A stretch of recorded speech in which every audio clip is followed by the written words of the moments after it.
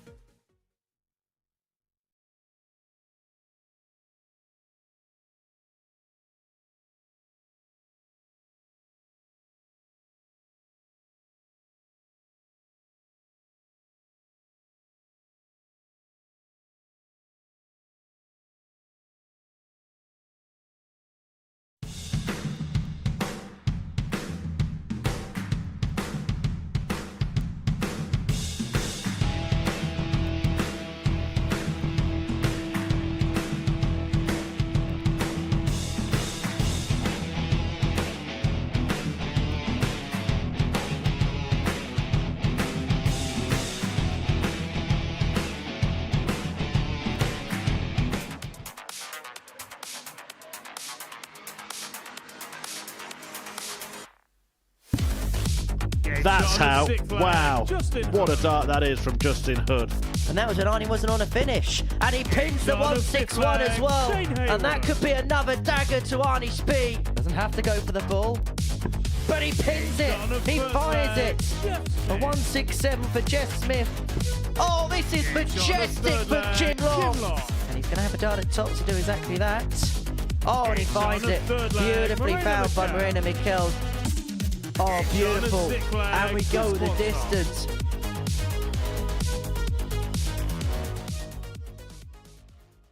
Well, that's the question, isn't it? Very good evening and welcome along to the Modus Super Series from the Live Lounge in Portsmouth. The second Saturday night of Series 8, and the victor this evening will join Tom Sykes in Champions Week at the end of August. It should be an intriguing evening, and it's an evening where we have a very special guest as part of our punditry team, because we've got the former World Youth Champion Keegan Brown alongside us. Keegan, great to see you. First of all, how's things? Yeah, not too bad. I'm looking forward to tonight. Going to be a bit different than playing, but bring it on. I'd say things going to be a little bit different for yourself. We saw you in Hildesheim last week at the Pro Tour. How do you say things went over those last couple of days? It's been a bit of a rough 18 months, sadly. I've been diagnosed with a really rare form of rheumatoid arthritis, and I've just started my treatment. So even though I've lost in Hildesheim, sadly, but there's more consistent back in my game. So I'm just, start the treatment and then hopefully start winning again. So is the aim kind of for the second half of the year to kind of build that consistency? Hopefully with that the results come. Yeah, definitely. The thing with darts, when you win, it breeds confidence and it just becomes easier. And when your confidence is rock bottom, it's like the old saying, you do have to get yourself off the mat and dust yourself off, but again. Well, you're here this evening, part of the Super Series team tonight. You actually had a little bit of a chuck on the stage, didn't you, before we went live tonight? And you were saying the throw just felt immaculate. It was unreal. As a dart player, any dart player, you could be playing on two boards either side. One could be slightly high, one could be slightly low, and you can just feel it. But that, perfect. And I suppose for the players, when you play in an environment like that, does that just breed a no-excuse culture? Yeah, definitely. When something is that perfect, nobody can moan about it. So hopefully, yeah.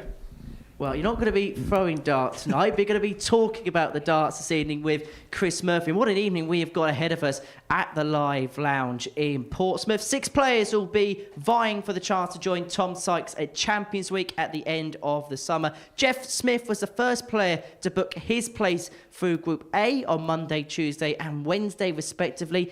Yesterday, we saw a really dramatic day. Shane Hayward, the ADC qualifier from Wales and the former Champions Week runner-up Marina Mikel's making it through Group C, whilst last night Jim Long made easy passage through alongside Justin Hood, who won a challenge tour last week, and Chris Quantock, who's played some superb stuff over the last couple of days. Right, let's round up then what we've seen this week and the players that are going to be in action tonight. First off, Jeff Smith, a player you know oh so well from his days on the Pro Tour. I can see the panic in your face just talking about him. What, as a player, is so difficult about playing somebody like Jeff Smith? It's just very consistent. You could be a couple of throws in front of him, and then all of a sudden, 180, 140, he's in front of you. And that's the thing with Jeff. He's got so much experience when he got to the final at Lakeside. He's had a tour card for many years. You can't buy experience in darts. And when you think about the format of the Super Series, where you've got to play so many games in a week, is it not a surprise in your mind that Jeff Smith is consistently getting to the latter stages of this competition? It doesn't surprise me at all. Jeff knows how to play darts, and he's just proven it now. He's in the chance to win tonight, come back to Champions Week, and go for it. Well, there's another Canadian in the field, and that man is Jim Long, who's been playing some superb stuff. His first day and Thursday was really, really good. Some big finishes in there as well. And we're really seeing from the likes of Jim Long, Jeff Smith, players coming over from the Atlantic and really proving it on big stages. Yeah, definitely. And, it just shows with the Super Series that a lot of players that are unknown to other dart players are now getting the chance to show how good they are. And it's good. It's good for the game to get more people involved, and it all goes back to the opportunities. And this has given a lot of opportunities to players where they wouldn't usually have the opportunity to. Have you found as a pro dart player yourself that because of tournaments like this, because of other things that are in place in the sport outside the top level, that actually the gap is getting smaller and smaller year on year? Definitely. When I first got my tour card, there wasn't a challenge tour. And that was only 12 years ago. So it just shows you within the, since COVID, we've got the ADC, we've got the Super Series. Sometimes for the amateur, there's a lot of opportunities now and you have to take them. Well, Jim Long definitely did that over the last couple of days in Group B. He was joined alongside Justin Hood, who won a challenge tour last weekend. Impressively so, he averaged 107 in that final against Dragutin Horvat. Comes here with plenty of confidence. It was a little bit scary yesterday, but it just shows how important momentum can be in this sport. Definitely, like we were just saying there, winning breeds confidence, and it just shows you with his performance this week. He's rolled off from the challenge tour onto here. Are we surprised he's in tonight? No, not really. He's a player that's played on the county scene for so long. I know you're a player that's played on the county scene for a while as well. What kind of reputation does Justin have on those particular circuits? Well, the thing with the county darts, it's a step up from Super League darts, within this country, and you get used to playing a bit more on stage. Could be only once a month, but it's better than nothing a month. And it just shows you he's got used to the county stage, and he's now producing the goods when he has to on this stage. Well, Chris Quantock, the other player to make it through Group B. Another player that you would know from your time playing on the PDC Pro Tour circuit with one another. When he burst onto the scene, he really did break through, and it looks like now he's getting that second wind in his career. Yeah, definitely. I remember when I first got my tour card, somebody said to me, it's all about the apprentice. Mm-hmm. First couple of years are the hardest because you're getting used to everything. And with Chris, he's brought fresh air back into his career, and it's really good to see him back playing well. And it's one of those players that's come through the ADC system, just like Shane Hayward, who won his way through Group C. Two players at different ends of their career. Chris, obviously, has had that time in the limelight. Shane, a player that's hoping to get himself into the limelight. But it just shows that system really is working in terms of giving players opportunities to play on big stages and also the opportunity to play locally and build their confidence again. Yeah, of course it is. And that's the thing. This is such a good opportunity for all the players here tonight. And they're going to, you've got all the players that are more than capable of winning it, and they're all going to go for each other. So it should be a really good night of darts. It should be, and if this week's anything to go by, it will confirm it, because there were a lot of big finishes this week. In fact, we saw a hat-trick of big fishes. Two of them came from a man who hasn't even qualified tonight. That's Adam Mould. He hit the first of them here against Chris Quantock. And this is Arnie Speed, the ADC European qualifier from the Netherlands, pinning one against Kieran Tien. This was in Group C. We're not going to see either of them in action this evening, but there was plenty of big shots, and that just whets the appetite for tonight. And this is how it's going to play out. These are how the groups are going to be situated this evening. Group 1, Jeff Smith, Justin Hood and Morena Michels. Group 2, Jim Long, Shane Hayward and Chris Quantock. In your mind, first glance at those groups, Keegan, which one really stands out in your mind? Wow, they both bring qualities to the game.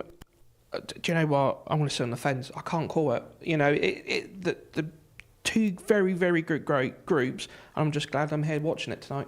Keegan Brown has definitely got used to the punditry lark, hasn't he, by sitting on the fence. Well, let's see what the bookies think, because they haven't been sitting on the fence this evening. Well, pretty much from Dart 1 this week, Jess Smith and Jim Long, they've kind of been jousting it out to see who's going to be the favourite to go on and win the week. Well, it's Jeff Smith who goes in the 2-1 favourite from Jim Long at 3-1. Former weekly winners, Morena Michels and Chris Quantock at 13 and 15-2 respectively. When you look at the players in the order which they're placed, do you think the bookies have got that one right, or do you think there's anyone that could potentially be an outsider? I was watching it yesterday afternoon. I was very impressed with Shade, and 9-1. I think that's a good price.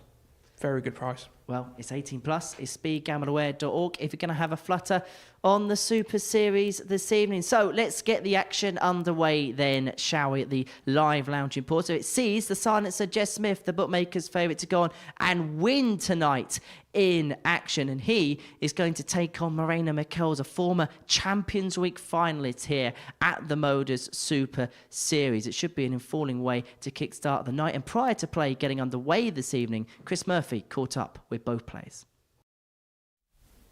Morena, welcome back to finals night. It's a situation you know quite well, but before we get into tonight, how would you reflect on your week in qualifying? My week on qualifying this week was really much going up and down. But yeah, feeling better and better at the time. Yeah, it started to look sort of halfway through yesterday that you had done enough. What do you think the experience that you've had here before, how much do you think that can help you tonight? Yeah, the experience. I got enough experience, but yeah, I don't play that much anymore. So yeah, to keep on the level, to be consistent, yeah, you have to play a lot of games on this level. Having been here before, winning a week before, getting to the grand final, of course, on Champions Week, is that making you want to play darts more again? Yeah, I want to play more darts again. Yeah, I try to get up next year to the Challenge Tour, I think. Going and winning another week here and getting back to Champions Week, having that chance to go one step further, what would that mean to you?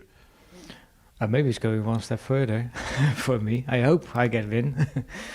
And it's a difficult Saturday night, of course, it always is. First match against Jeff Smith, Justin Hood in your group as well. What are your thoughts on your opponents this evening? It's just a new evening, a new day, so new chances, what I say. And yeah, the Saturday night is always a special night. And you got the crowd now over here, so give you some more energy as well. But yeah, we'll see. It's new chances, new day, so feeling good. Absolutely. We wish you all the best. Good luck. Thank you very much. Jeff, welcome back to finals night here at the Super Series. Came through Group A, you've had a couple of days off. How would you reflect on your week? Yeah, it's been great. Good competition those first 3 days. Got into somewhat of a groove, hit some good doubles. Last couple of days, just took it nice and easy. Went around seeing the sights a bit, did some shopping for the kids at home, but I'm ready to get back at it. It became a little bit of a Canadian contest between yourself and Jim Long. You had something similar when you were last here with David Cameron as well. We were just talking off air about how much darts is thriving in that part of the world. It must be good to be a part of that. Yeah, and we'll turn right around, go straight back to Canada and play our Canadian Nationals next week. So chances are I'll probably run into Jim a couple of more times there before the week's out. But no, darts is thriving in Canada, and like I said, it's has to do with the PDC coming over the US Masters, and we've got something to play for now. And like I said, playing the Modus Super Series, there's always an avenue for a good player to get through, and like I said, hopefully we're going to continue the path. Yeah, lots of representation here as well. Last time it was the semi-finals against David Cameron. What is your plan to go at least a step further tonight? Hopefully 2 steps further. Like I said, I just come up a little bit flat against Dave last time. He played well, obviously, but like I said, just it's one of them things. He seems to get me once, I get him the next time, and I guess it was my turn to lose. But tonight's a different story. I'm just looking forward to each game in front of me, and hopefully can hit some doubles. Well, good luck. Enjoy it. Great. Thank you.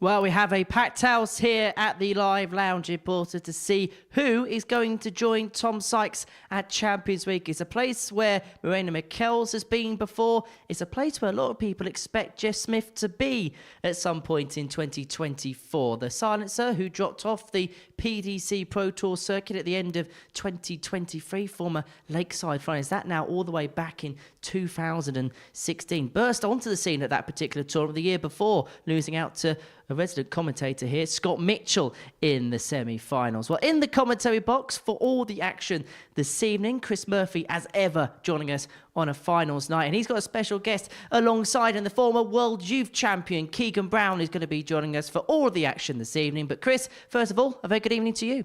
Good evening, Henry. Good evening, everybody. And yeah, very, very happy to have Keegan Brown alongside me, watching this opening contest between Jeff Smith, the Canadian ace, the former world finalist, of course, all the way from Canada. And he takes on the Dutchman Marina Michels from Rotterdam, the 39-year-old who did reach the grand final of Series 5 here at the Live Lounge. Keegan, I know you've been here before. Interesting little chat with Henry, but now the action is about to get underway. What will the players be feeling right now? I think all you need as a dart player is a good first leg. You know, just a clean cut, 15 dart leg, get the nerves settled, and then everything else is a bonus. There we go. The former World Youth Champion has spoken and he knows what he's talking about. A couple of PDC titles to his name as well. But, I mean, one of the things that I was about to say, and this almost makes a point for me, is that there isn't actually a massive amount of difference, is there, between the standard of players that you'll see here on a Super Series Saturday night and those that you'll battle with at the Pro Tour? 89. No, definitely not. And with the amateur game as it is, there's so many competitions, there's so many chances of playing.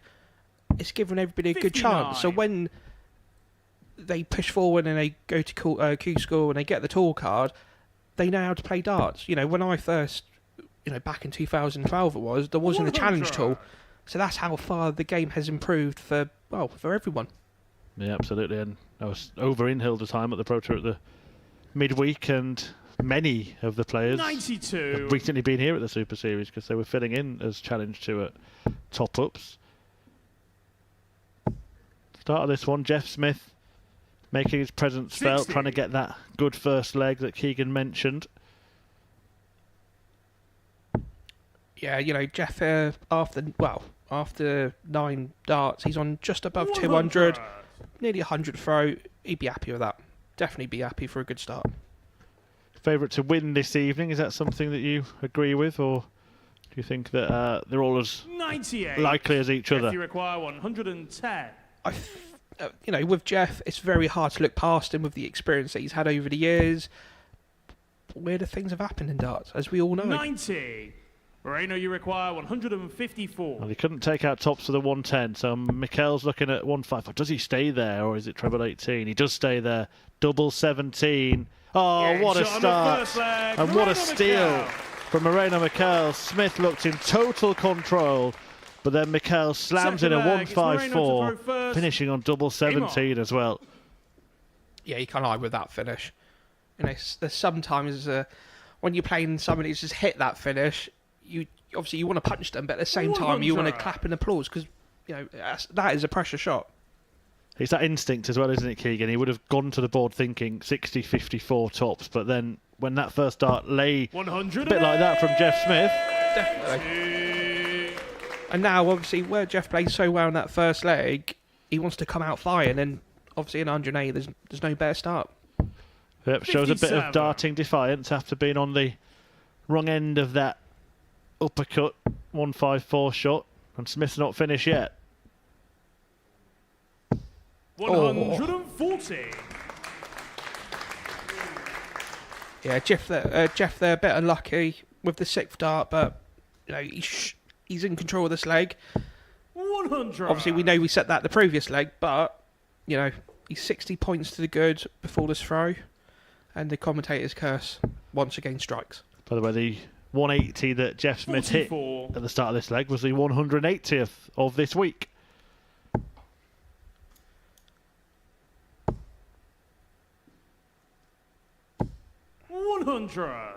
Jeff, you require And 137. he managed to force that through, and Jeff Smith will have reason to be worried, having just seen him take out 154. Now he's on 144.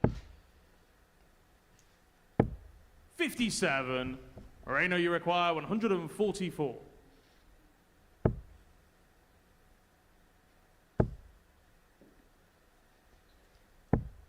$58. Jeff, you require 80. Yeah, Jeff here hoping just for a clean cut for this 80 finish. Look at another big fat 20 for double top. Yeah, it's a Shot good on the shot. second leg, Jeff Smith. That would definitely certainly forget his woes in the first leg Third with leg, that 80 it's check Jeff out to in the throw second. first. Game on. Clinical, clean kill and a cancellation of that break of throw. All of the hard work from that firework finish in the opener kind of rendered 59. irrelevant by Smith's success with that 80 there. We know we're only in the second leg of this match, but both players averaging 82. over the 90 mark, so it's a good standard from both players on the show here. He's getting that first start right as well, isn't he? So often, Jeff Smith. 180. And when he does, second and third can follow. That's the thing with Jeff. When he's on fire, he just makes it look so effortless. 100.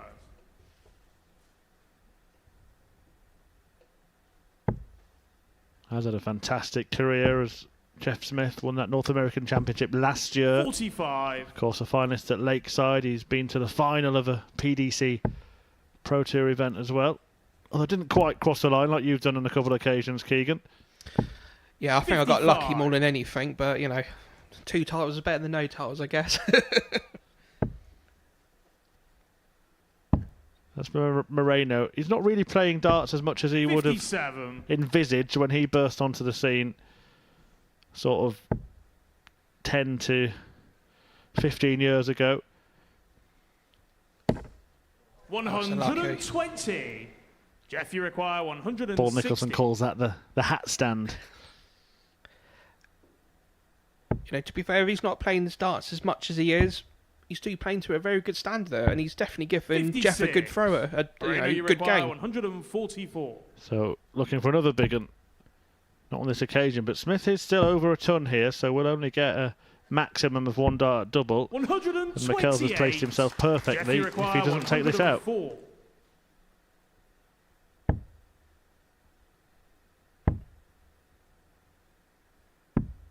$68.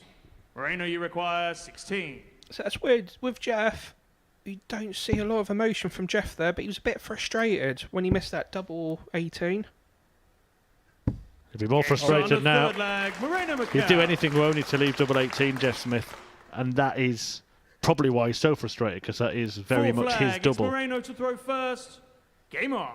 Even with you, Murph, there's nothing worse when a dart player wins the leg on the last start and you sat on a finish.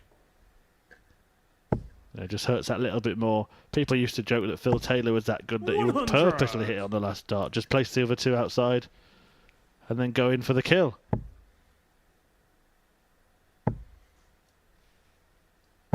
$100. It's the first of the Group 1 matches this evening. The other player in this group is Justin Hood, who, like Moreno, has won a week here at the Super Series. It's almost remarkable to think that in this group the only player that hasn't is Jeff Smith. Once again, we allude back to how good the players are playing here. Week in, week out. 60. And, most of the time the bookies have got it right. And even with the betting tonight, it's anyone's game. It is anyone's game. 81. Mikhail's in pole position at the moment. Smith's going to need to hit big here. 180 required to get down to a finish. 100.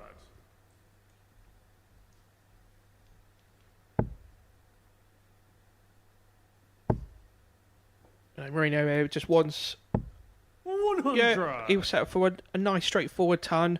Put a little bit more pressure on Jeff. Jeff's desperately looking for a 2 treble visitor, and he is. 170. See, that's Moreno, interesting you because require 86. obviously a lot of the North Americans play cricket and they use the 25 in the ball, and obviously with Jeff there, it is 25, leaves 96. And Game shot on the fourth flag. Moreno McCall. Wouldn't matter what he hit, would it, in the end? Finishing's been fine in this game. 3 out of 5 Fifth flag, for it's Jeff Mikhails, to throw including that first. show-stopping Game on. 154 opener.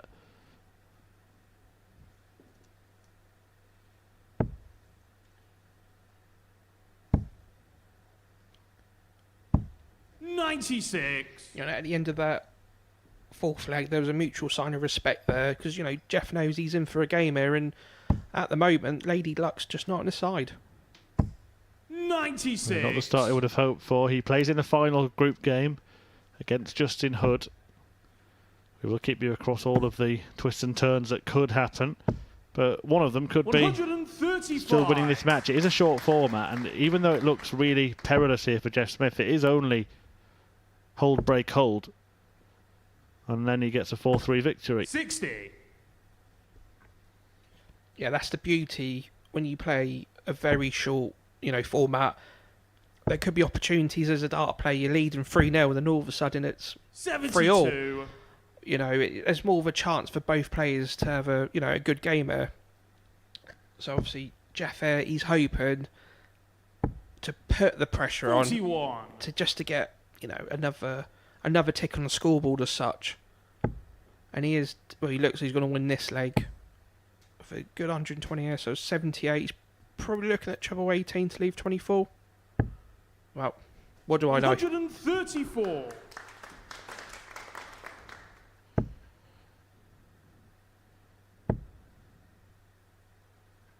It would have been another 100. 28 off that would have Jeffrey left him that requires 64. favoured 36, wouldn't it? This time, it's double eights. 48. Marino, where he could, 2 treble visit could make it interesting. Puts the pressure back on Jeff. Yeah, and he's the man with all the pressure at the moment, 140. because any Jeffrey mistake from requires here 16. could result in defeat.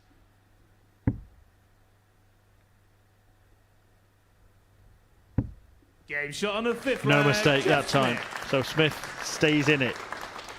And I know you've watched plenty of Super Series darts, 6th flag, Keegan. it's Moreno It's to not throw just first. the points Game on the on. finals night in particular. Every leg can matter. Oh, definitely.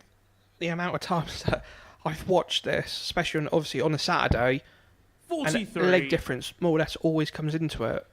If you're going to lose, make sure you lose full 3.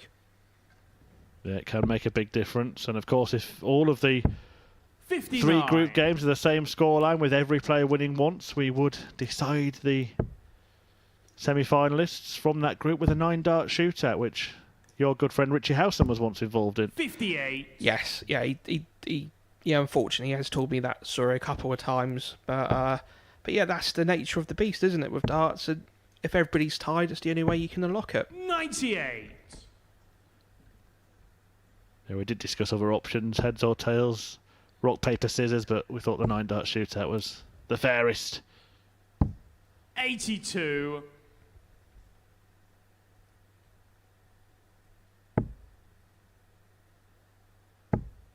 Yeah, it looks like Jeff here 100. with a ton. Against the throw, it looks like he's backing this leg, and he's just hoping for one more chance, trying to get onto a finish to level the match up. 58. And if he does that, he will have the darts in the decider.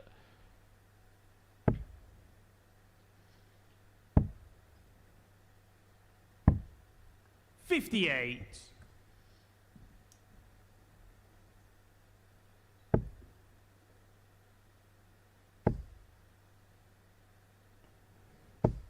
$100.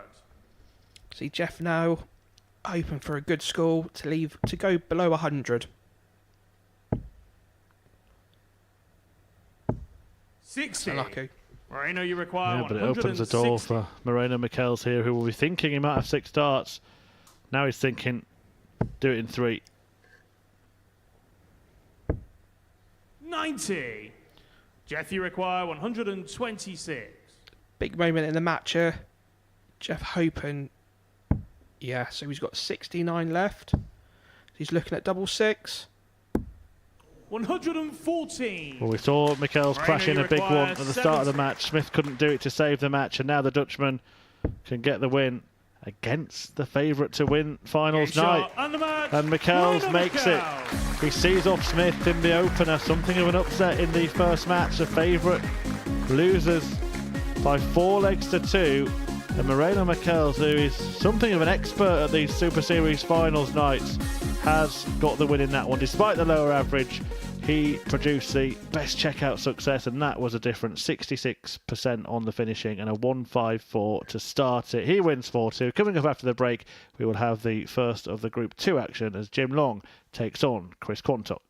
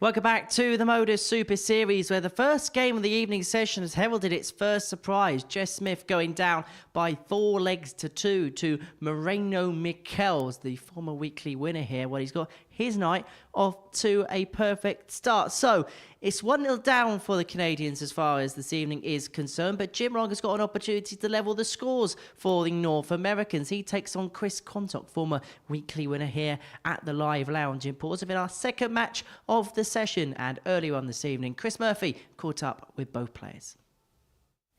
Chris, back at finals night here at the Super Series. Just sum up how you think your campaign went in getting here.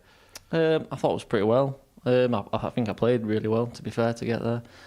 Just didn't get the results in some places, but I was quite happy. How important is it for you to be back here and get that chance to experience again, of course, winning before? Oh, it's great, you know. I mean, last time when I got here, I was fortunate enough to get, to win the whole thing. But this time, yeah, buzzing. Hopefully, do it again. Some people obviously will remember you from playing on the Pro Tour. Where's your game at in general now? What are your ambitions immediately? I'd like to get back there. I'd like to try again. I keep trying every year. Been close a few times, and then hopefully, this stems a bit more.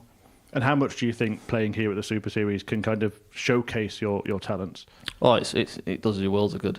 You get like the best practice you can possibly have. Like all the best players play here now, pretty much. So I might be a bit biased because of geography, but we had a Yorkshireman winning last week. What are the chances of another one winning this week? Well, I'd like to be the same. I can't have Tom getting there and me not. So we'll hopefully we'll do the same thing. And any support? Anyone making that long trip down to cheer you on? I think it's just my dad with me today, but he was here last time, so hopefully he's the lucky charm. Yeah, he enjoyed it then. Hope you enjoy it tonight. Good luck. Thank you. Jim, welcome back to finals night. How would you reflect on your week in qualifying? Up and down. I've played some days where I feel fantastic and some days where I feel like I'm fighting myself. And for some reason, I'm not relaxing. But it's been a great time and a great experience. A little bit like Jeff Smith, you've travelled halfway across the world to come and play here.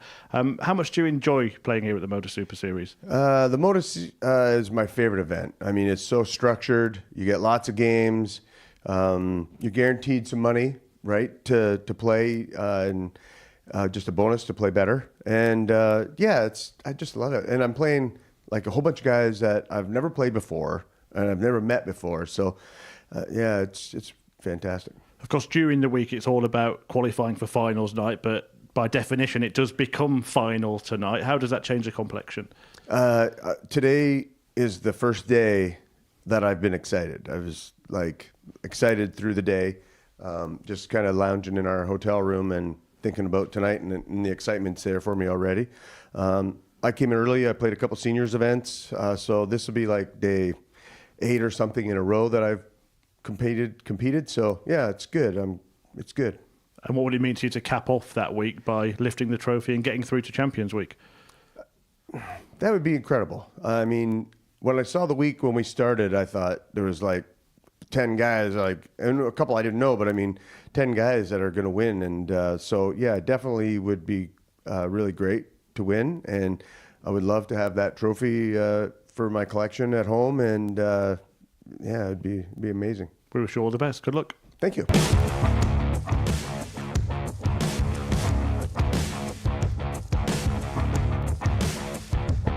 Another one of them. Double 12. Oh, this is majestic from Jim Long. And it's the tale of a long night in Group B. For a place at finals night. Jim is playing the long game here at the Modus Super Series. He won his first title here. Well, this could be a 12 on the back of an 11. Double 16. Oh, this is beautiful for Jim Long.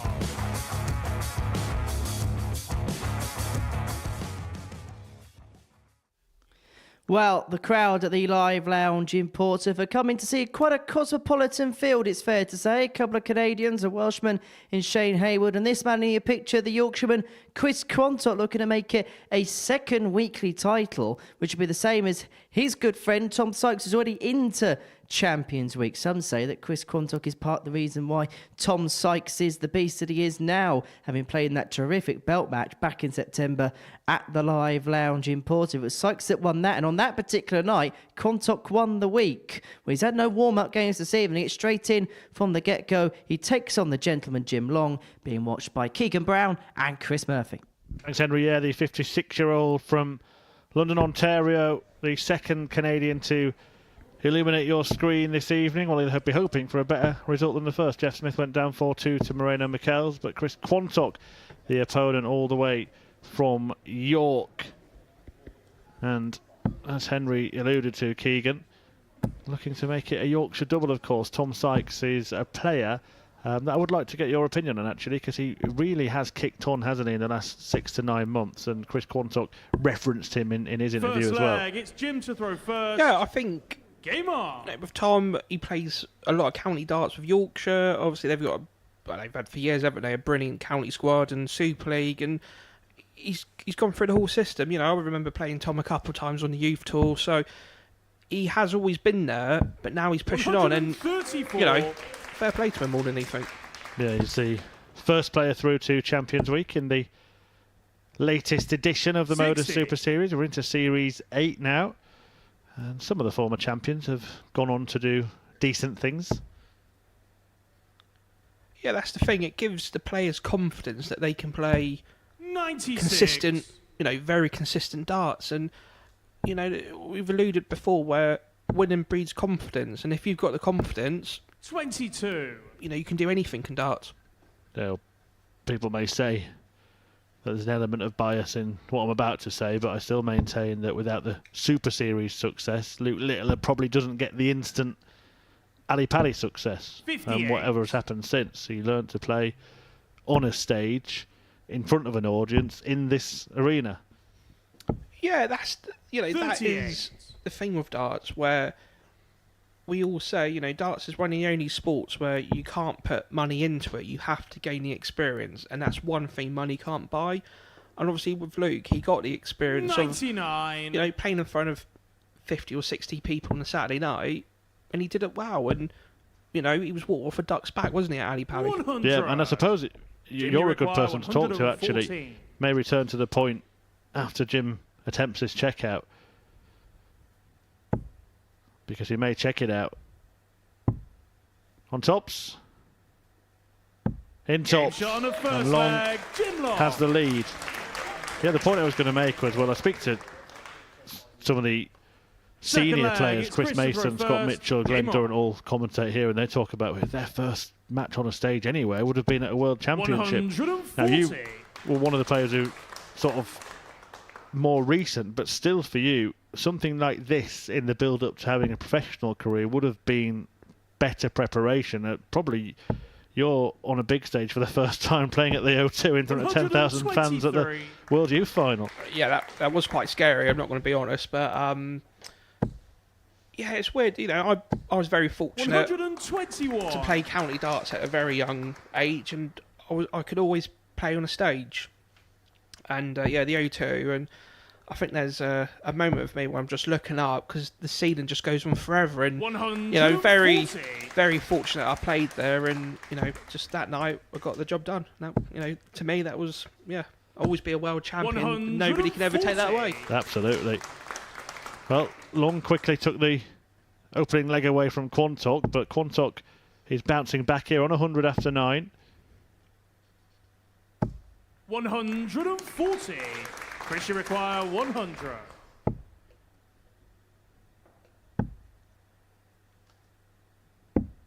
$80. Jim, you require 98. Hey, Jimmy, looking to take the 98. Yeah, is he going to split or is he going to go straight for 38? Oh, he has. Yeah, that's a Game good shot on dart. the second leg. Jim Long. Yeah, to be fair to Chris, he's not doing a lot. He's not doing a Third lot wrong leg. here. It's Jim to throw first. Game on. Jim's not doing much wrong either, is he? No. 111, the average. Does have some support with him. Quite rare for a player from around the globe to have 85. brought people with him, but just behind where the players are standing on the hockey. 140. Jim's wife clapping her hands there, you may see. Rhonda and a couple of friends.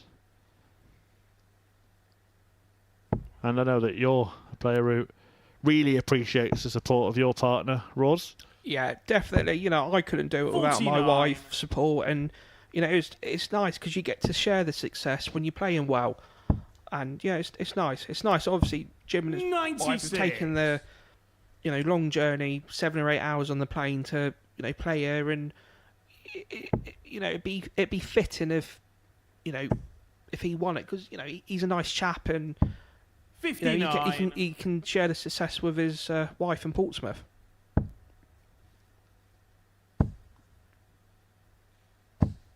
$57. Chris Quantock has his dad with him, who of course was a very decent dart player himself. And you may remember when he won his winning week here, he was 79. really celebrating in the crowd. There he is, John. Yeah, he was the proudest person in the room when Chris won that weekly title. 92.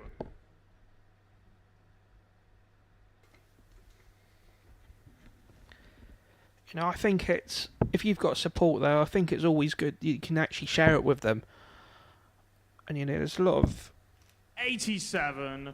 Chris, you require 116. So it looks like Jim's just gone off the way here, and it's gave Chris a good chance here for tops for the third. And he Game has. shot on the third leg. Chris Quantock.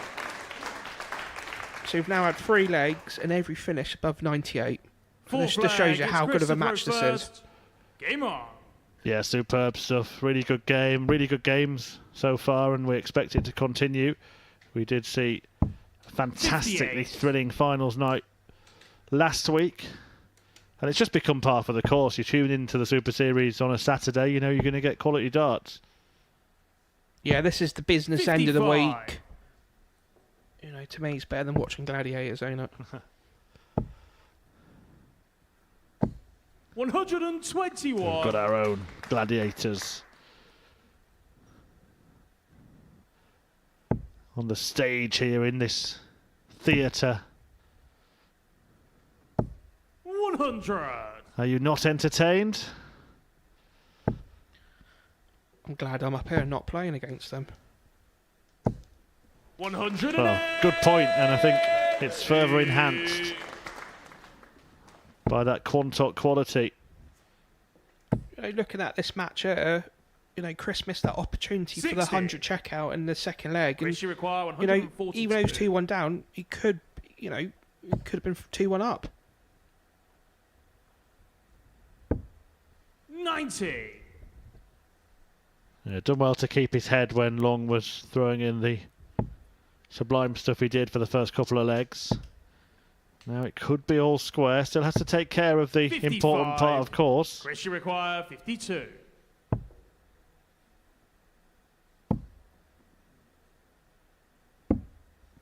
Game shot on the fourth leg. And it is all Chris square at Quantock. 2-2. Now, one thing I do remember about Chris Quantock when he was on the Pro Tour is how Fifth quick he leg, was. it's He's Jim still to throw quick. First. But Game on. I want to get your opinion on this. Has he got a little bit slower, or has other people come along and just been faster? I'm just trying to remember, because I have played Chris a couple of times on the youth, but 60. the last time I was called a youth, it was a long time ago. Yeah, he did beat you on the Youth Tour. I wasn't going to bring that up. That's all right, I don't mind. A lot of people beat me, But you did beat him on the Pro Tour. You're only meeting 57. in Players Championship events. Did I? Yeah. Oh, I'll take that.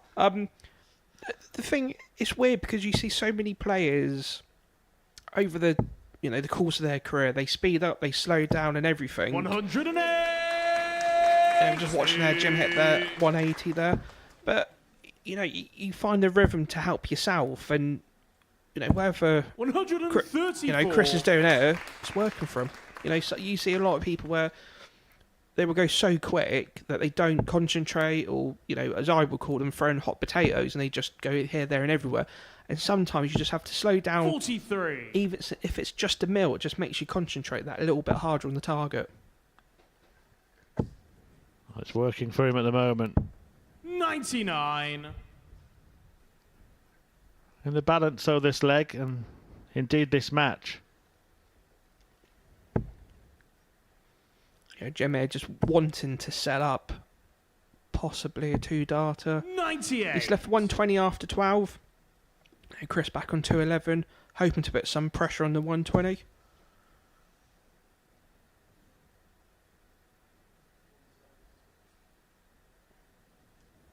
I'm just trying to ensure he does leave the finish. Should be looking at the 19s. Yes. 54. Jim, you require 120.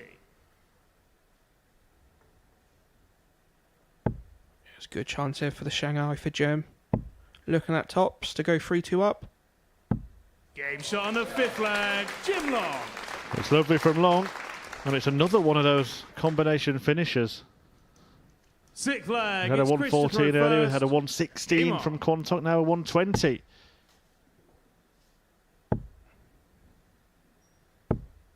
$45.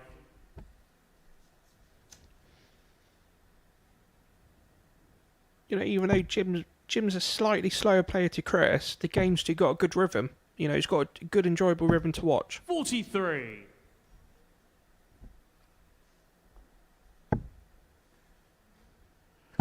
Yeah, he mentioned in his interview he'd been playing a couple of World Seniors events as well.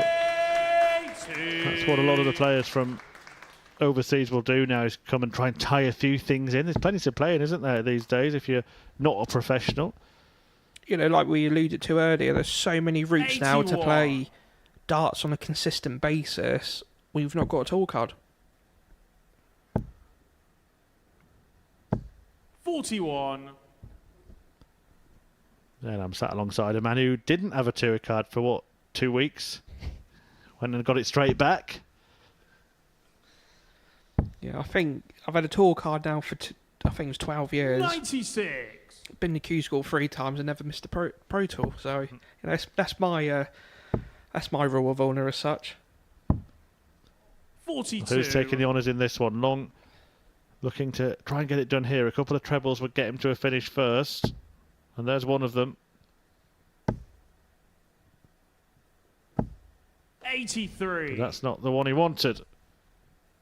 What can Chris do? What pressure can he put Jim under? 41. So Jim here will fancy his chances. Only 46 behind. One treble will sort that out straight away. He's got it, so he should be 18s. Yeah. 98. Chris, you require 152. Not going to go, so Long will come back. So it would be a match-winning shot. 83. Jim, you require 100. So this is the moment when you've got a nice straight 100 finish. You don't want to go into the 5s or the dreaded 1. So would he be looking at tops? And he has. Well, Connie gets an opportunity. 60. Couple of options Chris, for you him. require 69. 19s, maybe 15s. Goes for the former. And he gets one dart at tops to save his skin. 29. And to be Jim, you fair, he require couldn't get much 40. closer. As a dart player, I don't know if you'd rather be, a mil away or 4 centimetres away. Game Where you shot really and want the to be match, Jim is Long. between the tram lines, and that's where Jim Long was on that double 10. And it may be a long way back for Chris Quantock. He'll return to take on Shane Hayward in his second game, but Long will face Hayward with 2 points already to his name. His Canadian compatriot Jeff Smith went down 4-2 to Moreno McKells in the opening match. This one was equally entertaining, but Long comes out on top. A 4-2 win for him, and we will return to Group 1 after the break when McKells is back in action, and we'll get a first look tonight at Justin Hood.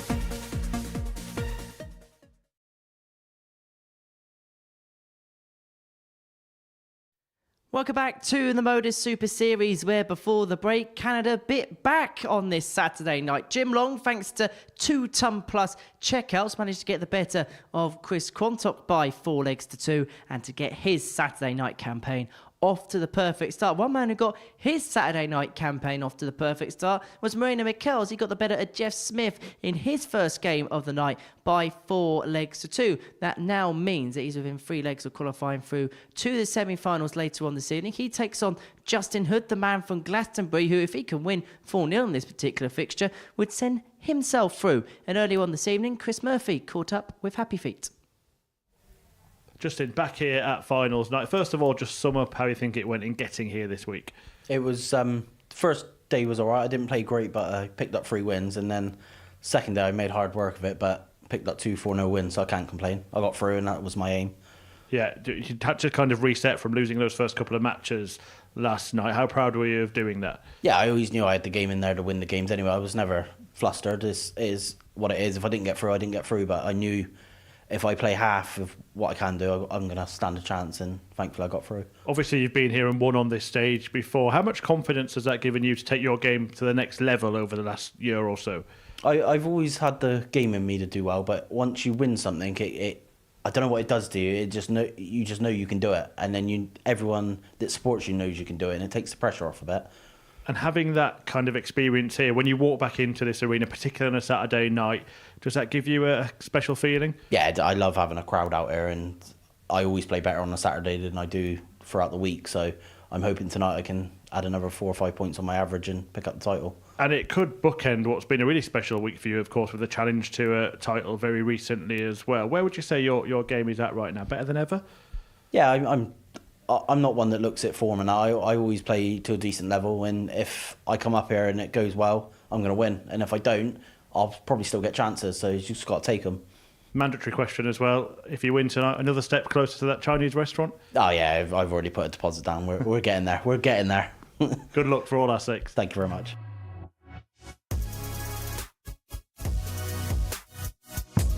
Game shot in the second leg. Happy Feet takes Justin the little Hood. fish.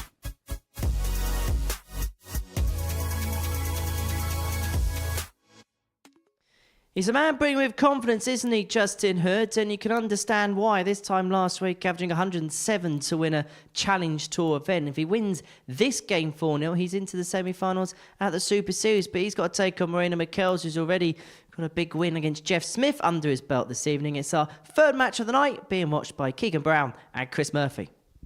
Certainly is. Cheers, Henry. Yep, Michels, who's put himself in a very strong position, victory here, or as Henry just explained, even just 3 legs would be enough for him to qualify for the semi-finals. Once again, he's got a real habit of doing it, but he's in sort of similar company. Justin Hood knows how to make it through, having, like Moreno, won a week here before. The Dutchman, though, making the perfect start, beating the favourite Jeff Smith 4-2 in that opening match. He now faces Hood, who got through in the second position in Group B. And he, of course, as mentioned in an interview, Keegan, won a Challenge Tour event just last weekend. So it would really cap off a perfect week or so, wouldn't it, for Justin Hood? Yeah, definitely. You know, without a tour card, what you want to do is win a Challenge Tour First and leg, then it's win Modus Moreno on the to same throw week. first. You know, you couldn't get Game on. any better opportunities as such.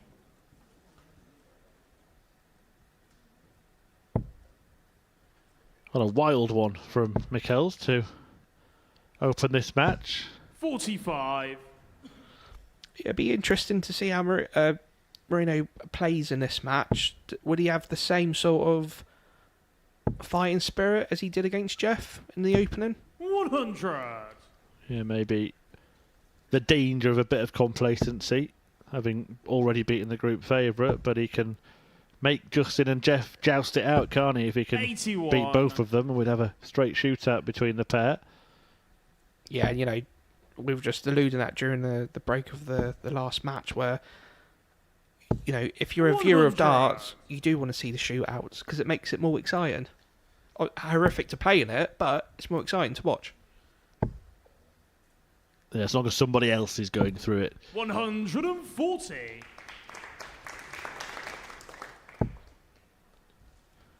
Good respectful audience, as always, here at the Super Series. A ripple of applause for 100. Mikkels, but it's Hood that's well represented in the crowd. He's got a real posse of penguins with him. That's what we're calling the 90. Happy Feet friends. There they are.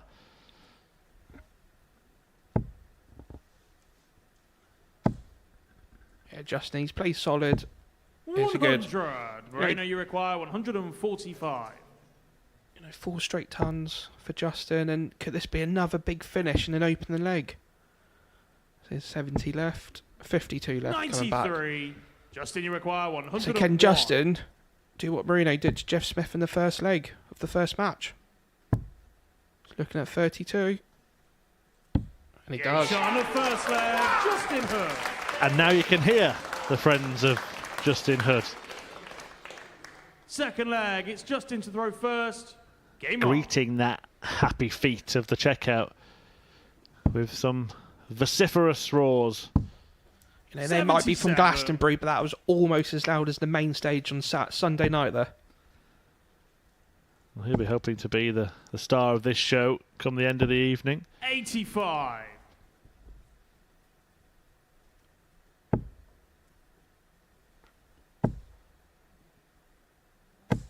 $108. Gives them a little bit more to cheer about. Yeah, Justin there. 15 dart for the first leg, 180 in the second. 180. And just like that, Justin's 8 points behind. Yeah, some Dutch darting defiance, and it's a really good start to this game. 74. I know we're only in the second leg, but you know, both our players averaging over the 100 mark. 82. Justin, you require 170. Well, what about the big one? Not to beat, but watch out for Moreno Mikkels on a 154. 96. Moreno, you require 154. Took it out in his first game, could not copy it in his second. 60. Justin, you require 74. Justin hoping to take this out in 2 darts to hold throw. It's 32 left.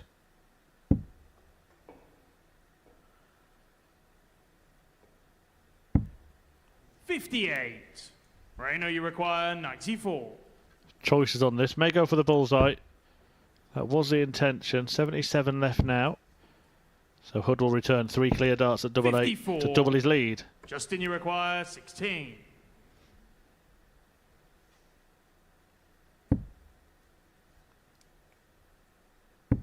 Game shot on the second leg. And as Justin Hood. Henry Deacon mentioned, if Hood can get this done 4-0, he would Third actually leg, it's Moreno secure to throw his spot first. in the semis Game with a on. game to spare, because he would be guaranteed to be in a better position than the best position that 100. Moreno Kells would be in, because his night would be over, and even if Hood lost his last match 4-0, he'd still be better off with his leg difference. 180. And at this rate, he's making a good indent for it. So a reminder, Mikkels needs to get to 3 legs. If Hood wins 4-0, he qualifies. 81. We've got one more player to appear tonight. That's Shane Hayward, the ADC qualifier, and this is a big, big night for him. I know he's absolutely elated just to be here. 134. Could work 2 ways, I suppose, that Keegan, couldn't it, for him? He could either be so pumped that it shows in his performance, or it could be a bit of a hindrance if he gets too carried away. 44.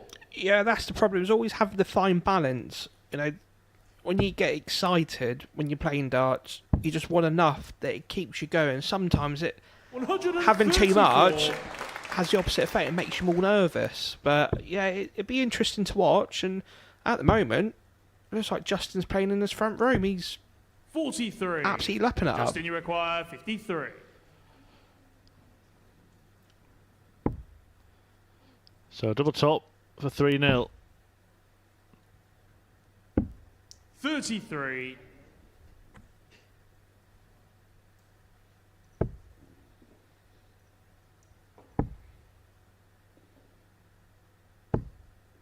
52. So Justin, Justin you there require 20. just knows he's got another 6 darts from this position. He Game only needs start on one. the third leg, Justin Hood. But it was Moreno Michels who needed to get to 3 to qualify, but now it's Hood who's on 3 and only 1 away from Fourth qualifying flag, himself. it's Justin to throw Has the first. darts to do so, Game on. and Michels would then face an anxious wait and would be hoping for Hood to get the better of Jeff Smith. Like this. 121. You know, at the moment he's averaging over 100, but Challenge Tour player or Pro Tour player, it's a good standard of darts. 48. And there's the figures. You know, at the moment, Justin's out there like a steam train and 58. deserves to be in a 3-0 position. Yeah, and I'm starting to wonder if you've not done this before, Keegan, because you did kind of call it before the game that maybe Moreno won't find the same level of performance that he did against 140. Jeff Smith. That's been borne out so far, but largely because Justin hasn't allowed him to. No, Justin's bullied him from the outset, and you know, 56. being in darts for a long time, you know when you play in your first game, you need to win against somebody like Jeff. You get up for it, and other times it's like what we call 60. the Taylor effect, where we would see somebody beating Phil and then not play as well the next match, and this could be the new Jeff Smith factor. 96. Well, Hood could wrap it up in style when he returns.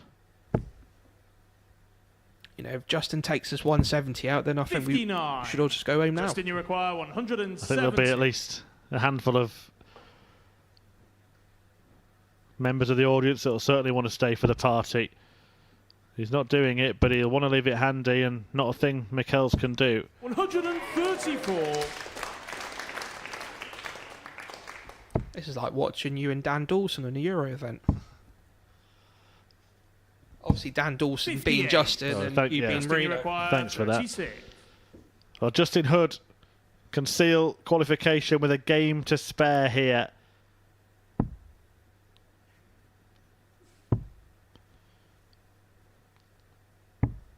No score. Decision was to bust the score and Moreno, return you for require 36. 136. If Michels doesn't take this out, which he won't. 95. Justin, you require 36. Just out. And Game Justin. shot on the mark, Justin Hood. And just through. With a game to spare, Justin Hood has made it to the semi-finals. A perfect start to his night. The 4-0 win he needed to qualify without having to worry about what happens in his final game against Jeff Smith. And he does a little happy dance as well. And every reason to do so, having already made it through, defeating Moreno Michels, who's now got an anxious wait to see what happens in that game between Hood and Smith. But Justin Hood is our first semi-finalist tonight. Coming up next, then a return to Group 2, and Chris Quantock takes on Shane Hayward.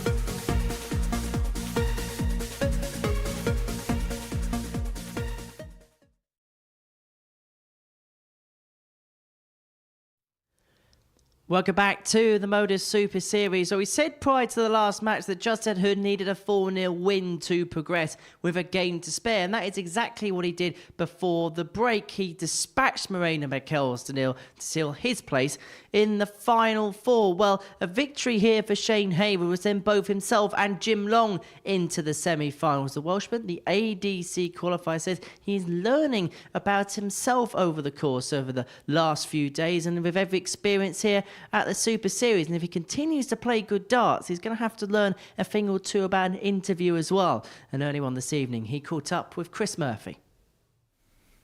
Shane, you're here at finals night at the Modus Super Series. How does that feel? Pinch. We chatted to you yesterday after winning, of course. Have you had time to sort of come down and focus on the task at hand? Yeah, shift work, mate, so I was up about 4:30 this morning, and I was in Port Solent walking around the harbour about 6 o'clock, 7 o'clock, thinking to myself, come on, mate, you got there, so at least, put a performance in and have a good go. There'll be a lot of people, amateur players out there watching you, have seen your pathway, qualifying through the ADC, then coming back and getting to finals, not on your second attempt. Just tell us a little bit about your journey.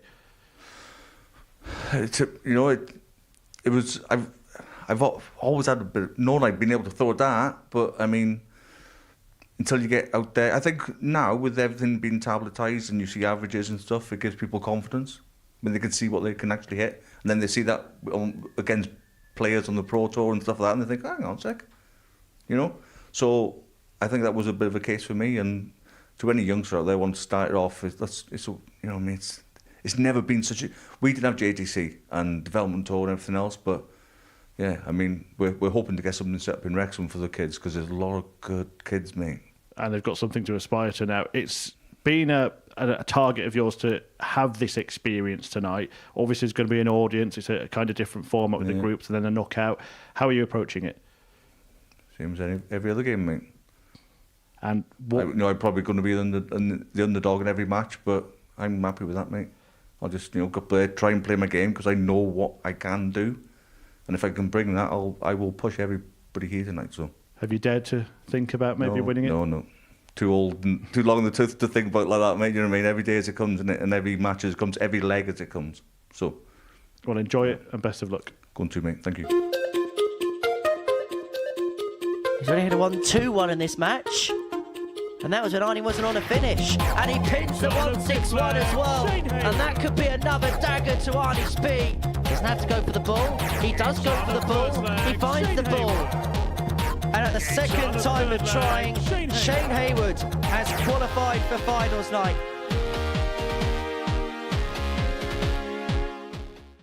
A big night for Shane Hayward, and he's got his fair smattering of supporters in the crowd as well to cheer him on. He takes on Chris Quantock, who needs a win of 4-0 and 4-1 to qualify. However, if he loses this game, he is going to be out. It's now or never for Quanny. He could be in the Swanee come the end of this particular match, whereas Hayward is hoping to be the man at the top of the table at the end of tonight. Let's get back into the action then with Keegan Brown and Chris Murphy.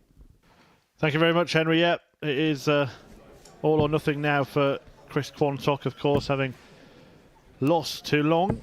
As explained, Shane Hayward could be through it, same as Justin Hood with a game to spare. But we're just talking off air, Keegan, how much that previous result might change his mindset, because he'll be well aware, won't he, that if he wins this match, he would be through, and it kind of becomes a knockout match in his eyes then. Yes, it's a weird mentality when you do play darts and you're ever the previous week or such, from Monday until yesterday, they're playing group stages, and then today it's a semi-knockout, and then it's knockout basis. So it'd be interesting to see how Shane gets on her. Yeah, big moment for him and his friends and family. 100. The ADC qualifier from Wrexham made it here to the Super Series previously, didn't get through, and then managed not to only get through Group C 46. This week, but to win it. And he was proud as punch. Those who watched the coverage yesterday would have seen that in his interview. Really excited to be here at finals night, but now it's about 45. Keeping calm. With Chris, it's in the great words of Alan Partridge, how quick is he going to bounce back? 140. And like that, so far so good.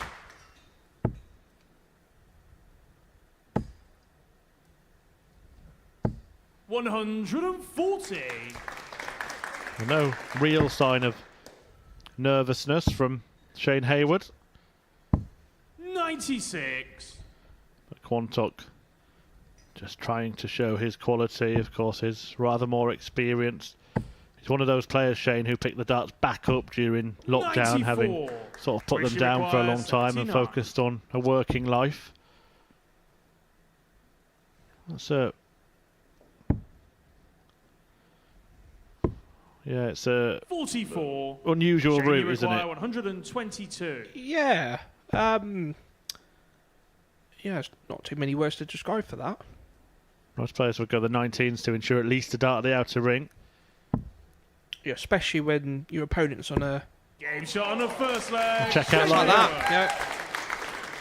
Well, they're very happy with what Shane has just shown. Second leg. It's Shane to throw first. Game on. And maybe Quantock should have got himself something better than the bull, but nothing better than hitting the bull, which is what Shane Hayward just did there. 85. Yeah, he's definitely not showing any nerves in this match. You know, and there's so many outcomes 140. when it comes to finals night. It's like Shane's just playing the board, and that's how it's supposed to be. Well, his first ever checkout, his first ever leg at the Super Series was a 164 finish on the bull. 108. Now his first ever leg at finals night has been a 122 checkout on the bull. Wow. Is it written in the stars? Making a little bit of a name for himself, 40. isn't he?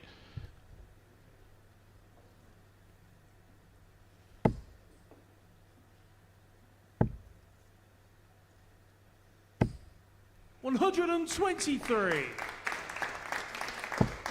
Chris is probably thinking, what have I walked into? You know, he's currently Shane's 60. playing very well, and Shane, you require 130. you know Jim Long, went like a string, string train against him.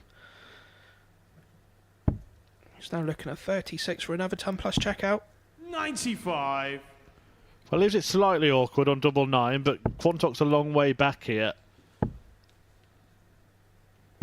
100. Does leave a finish. It Shane, might you make require Hayward 18. think about splitting, but well, he was Yeah. thinking about going for it. Now he is thinking about splitting. Maybe you heard me, Keegan.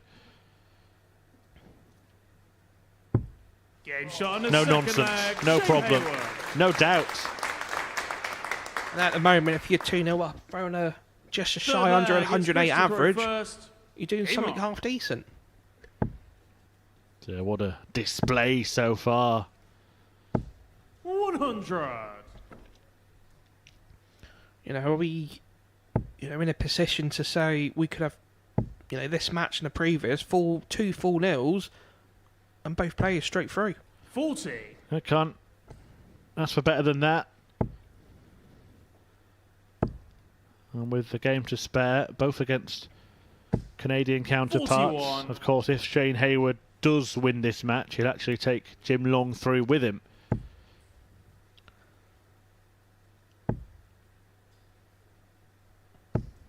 $28.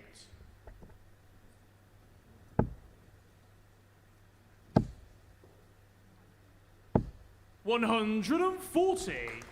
First meeting between the two. They were in different groups. Hayward winning Group C. Quantock sneaking through in that third place in Group B. 140.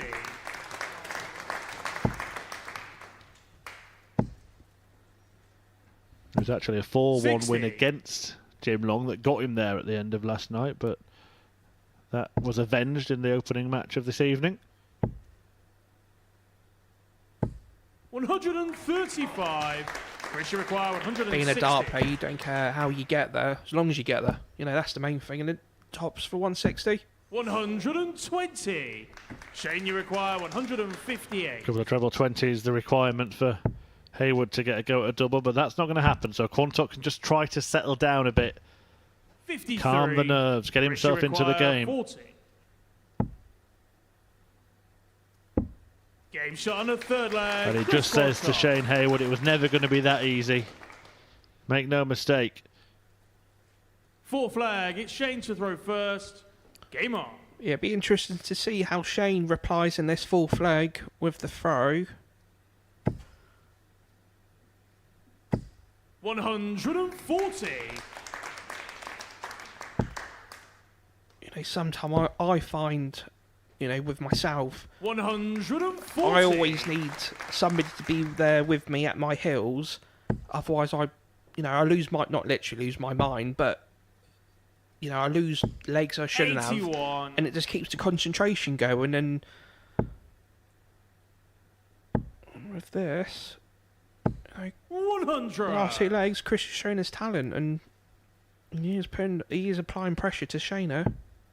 Yeah, he's not going to go down without a fight, that is for certain. You know, as you would say, 60. proper Yorkshire grit. Can't beat it.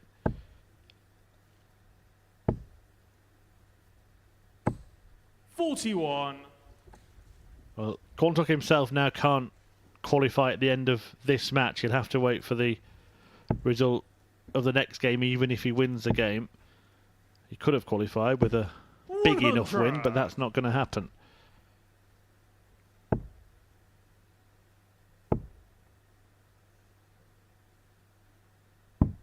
$40. Shane, you require 120. There's nothing worse when you're on a finish between 220 to 230 where you just want 3 big numbers and 1-1 goes either side of the 20s. Nothing worse. 60. Well, Hayward cuts it in half. We did see in that previous camera angle the way his darts sort of lay flat in the board, so 60 shouldn't be a problematic 60. finish for him. That won't be in the way. 2 10s.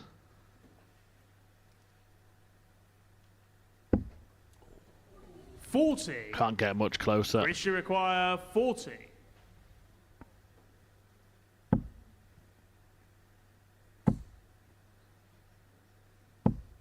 $20. Shane, you require 20. Big moment in the match here. Can he convert and make it 3-1? And he has. Shot on the 4th flag, Shane Hayward. And that may be the moment. Chris misses 3 darts at 5th tops. flag, it's Chris The 2-2 would have been now throwing to Game lead on. this game instead. He's 3-1 behind, and Shane Hayward had his hand on the lever of the trapdoor. 123. Well, Quantock go crashing through. A reminder, a win here for Hayward. 1 more leg, he goes through. Jim Long goes through. Quantock goes home. 77. Justin Hood's already through. And Jeff Smith needs to beat him to go with him in Group 1.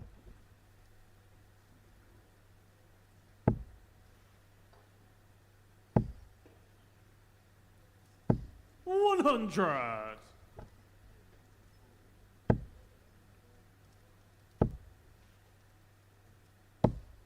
$41. Yeah, notice with Chris, probably the last 2 matches, it's always the second dart that just goes wayward. And, you know, 76. it's that wayward darts that sometimes they do cost you the legs, don't they, Chris? Yeah, well, it may be going Hayward, this one. 60.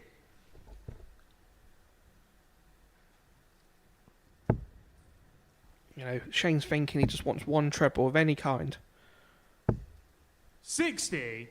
So Chris now, he's got the throw back on his throw.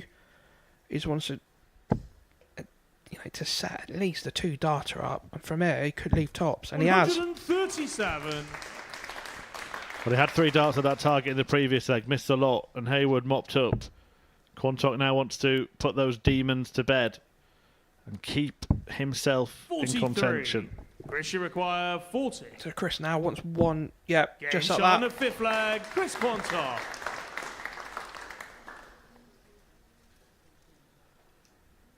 Sixth flag, it's Shane to throw first. Game on. If he can turn this around, he would need Jim Long to also inflict defeat on Shane Hayward, but turning it around just become a whole lot more difficult. Now, if you're going to start a leg that you need to win or get across the line as soon as possible, 43. oh, it's not a bad start, is it? You've got to give full credit to Shane Hayward here, the outsider for tonight. And he might be about to do something special. 180.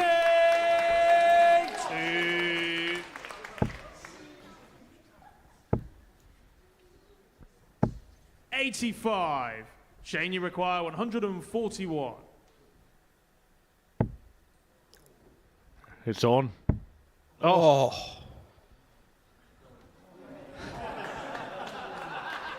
Never apologise. Well, he gets his moment, but the main moment is still to come. Just don't bust it. 101.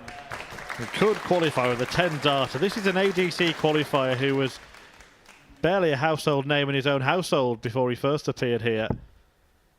Suddenly, he's a dart away 100. from the Super Series Shane, you semi-finals. require 40.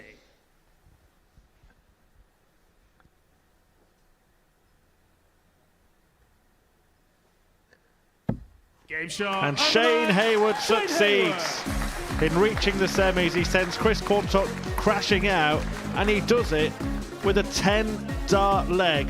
What a performance, and what a debut at finals night at the Super Series. The Welshman shows how good he is, and the ADC qualifier upsets the odds by beating Chris Quantock and doing it in style. Started with a 1-2-2 on the bullseye, ended with a 10 darter after teasing a perfect leg, but it is the perfect start to his night with a game to spare against Jim Long, who goes through with him at Quantock's expense. Hayward goes through. Justin Hood already there. Jeff Smith needs to beat him to join him. That's coming next.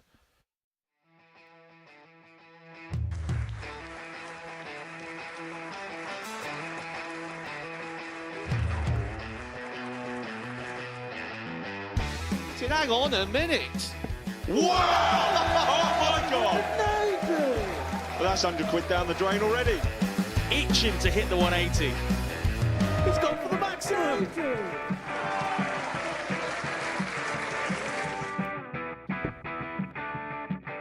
$18 for the bull.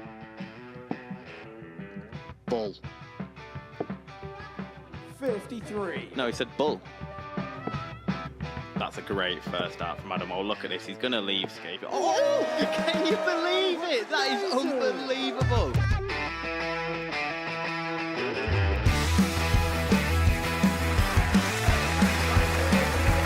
Get match darts to put his team into the final. And through to the final they go. Charlie Murphy has hit the match-winning dart on both occasions.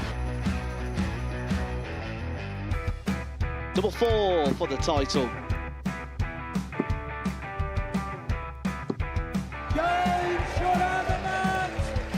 Please show your appreciation for the winner of the Influencer Pairs event, George Scaife and Adam Lipscomb.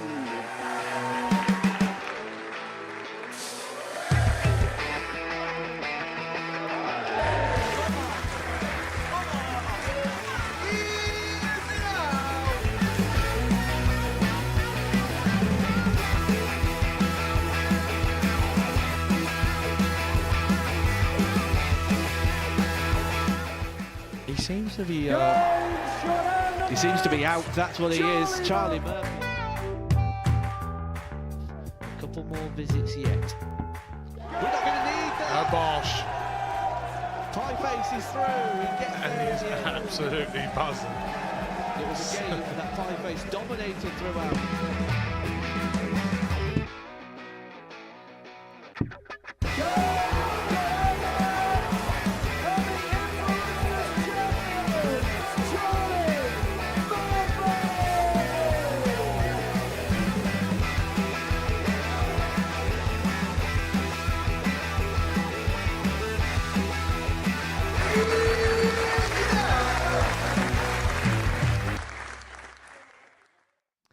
Welcome back to the Modus Super Series, where we're about to enter the final couple of group stage matches on this Saturday. And this is what we've seen so far tonight. Couple of rounds of matches down in each of the groups. And before the break, Shane Hayward booked his spot through to the semi-finals, joining Jim Long in that particular phrase, sending him through with a 10-darter. 2-4-2 defeat, so Chris Quantock sees him eliminated. Our fifth game sees Jeff Smith and Justin Hood go toe-to-toe. Justin's already through, courtesy of that 4-0 win against Morena Mikkels in the middle of our group stage action. He's just 2 legs in this match to top the group. Jeff Smith will win the group with a 4-0 or 4-1 victory, whilst Jeff actually has to win this game to qualify. Otherwise, it's going to be Morena Mikkels who is going to make it into the final 4. Watching this one in commentary, Keegan Brown, Chris Murphy. Yeah, thanks, Henry. As explained, it's all good in the hood. He doesn't have to worry about the outcome of this game, but will be determined to top the table. Jeff Smith does have to worry. He has to win.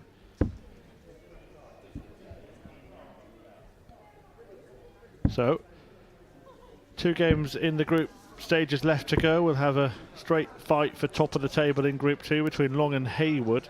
And before we get into the meat of this match, Keegan, what a story and what a performance First from Shane leg, Haywood it's there. Justin to throw first. Faultless. Game on.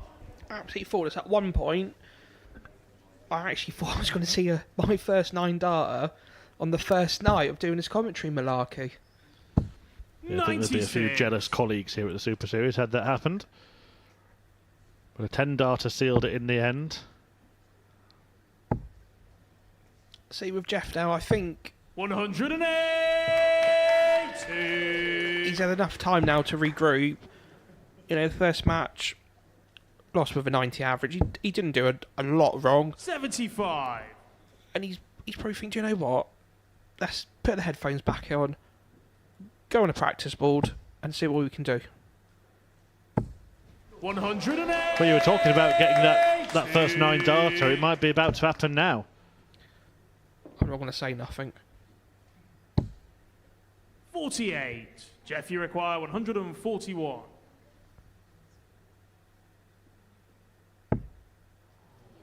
Not to be for Jeff Smith, but he's straight away. I mean, it's not really a 109. dagger in the heart of Justin Hood. He's already through, but Morena Mikkels is probably sitting in the practice room watching now with his head in his hands. Yeah, there's nothing worse when you're relying on other people to perform. 108. And to be fair to Justin, he's left, you know, more or less 100 after 4 throws. You know, will the doubles play another factor with Jeff? Game shot on the first leg, Jeff Smith. Well, this match starts with an 11-dart leg, but it's actually worse than the last leg of the previous match. Second leg, it's Jeff to throw And first. that's how good the standard's been tonight. No need for a big check-out there because of the big scoring, but we've seen plenty of big check-outs as well, haven't we, this evening? I think so far I've counted up and we've had 7 checkouts over 100. Over 100 over the course of 4 matches. 134. Yeah, stunning shooting from these top dart stars. And Jeff Smith once again gets that first dart perfectly right. Well, he could have put another set of darts below those.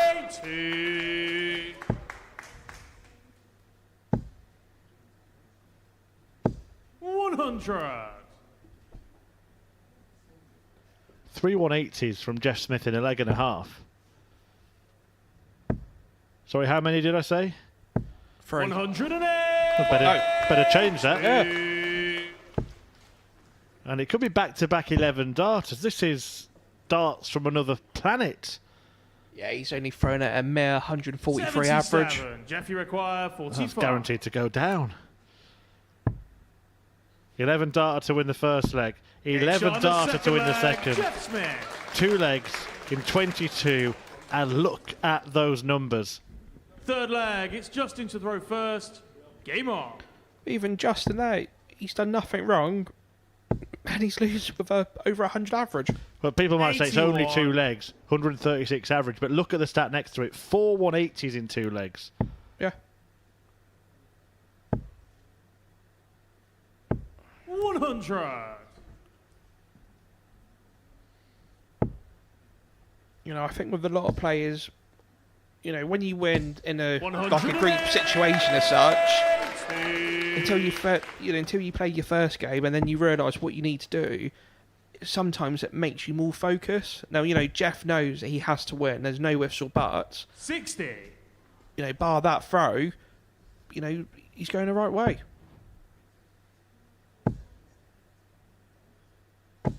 100. Yeah, Hood, as mentioned, already through, having a 4-0 win in his opener against Moreno Michels, who beat Smith 4-2 in his first match. 58. Justin, you require 140. Hey, to be fair to Jeff, he wouldn't mind losing this leg against a throw. You know, if you're going to play bad. Well, Hood incidentally needs 2 legs 100. to top the group, to win the group. And there is the advantage of having the throw in the semi-finals if you do that. Can be important in these short format, best of 7 matches. 134. Justin, you require 40. Game shot on the third leg. And now Hood Justin gets it on the Hood. act. This is ridiculous. Ridiculous stuff. 6 180s in the game. 4 flag. And the It's winning Jeff to legs, throw first. 11, 11, 13. Game on. Well, obviously tomorrow I'm playing county darts for Essex, so if Justin and Jeff want to take my place, they're more than happy to. 140. I mean, that was one of the poorer visits of the match, Keegan. As Sid Waddell would say, darting by numbers. 137. It certainly has been magic.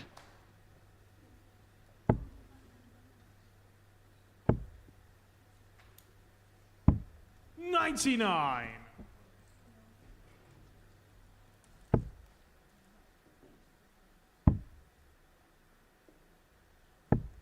$93.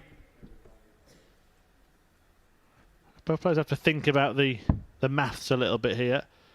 Those shots like 262 and 271 require a little bit of creativity. 95. Jeff Smith does so to ensure he leaves the finish.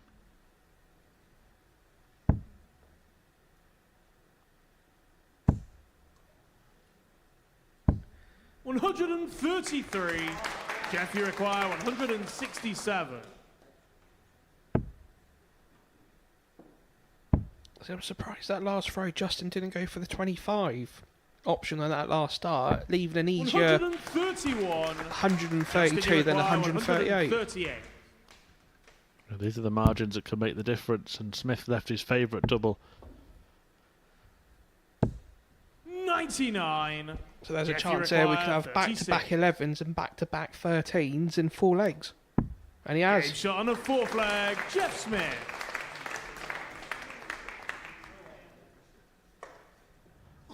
Fifth flag. It's Justin to throw first. Well, this is Game on. absolutely ridiculous. As Keegan just said, 11, 11, 13, 13, 6 180s. 99. Averages of 108 and a half and 118 and a half. 100.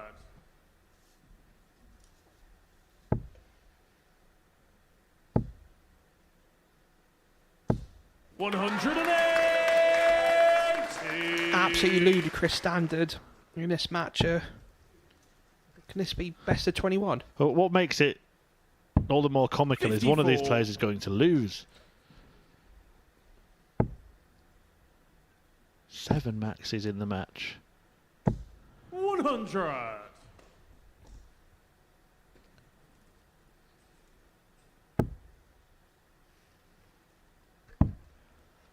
No doubt this one's been a Modus Super Series 57. classic, but you have to Justin, give you the require ultimate credit to Jeff Smith 122. because he's the player that needs to win the game.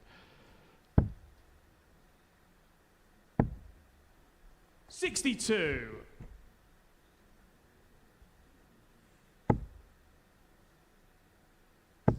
You know, credit to both players. 98. If this was a Pro Tour Justin, you match, require 60. you know, we'd be singing its praises for.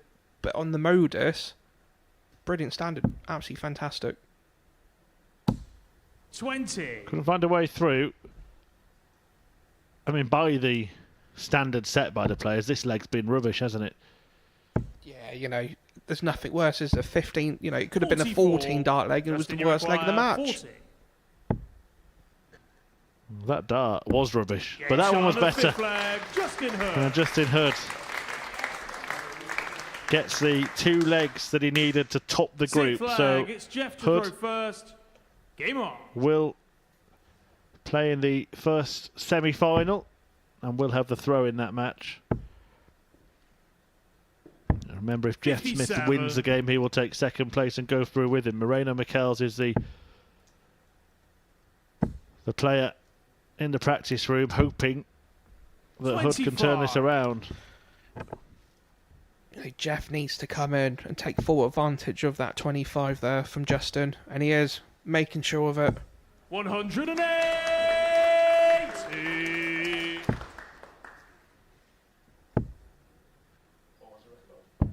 137. Well, that's now 8 180s in this game.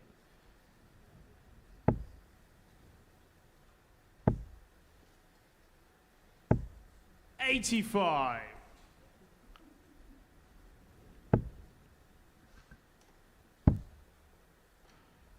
And the record 96. for the most maximums in a match stands at 9. Chris Gilliland and Luke Littler. Why are we not surprised with Luke's name being in it? 99.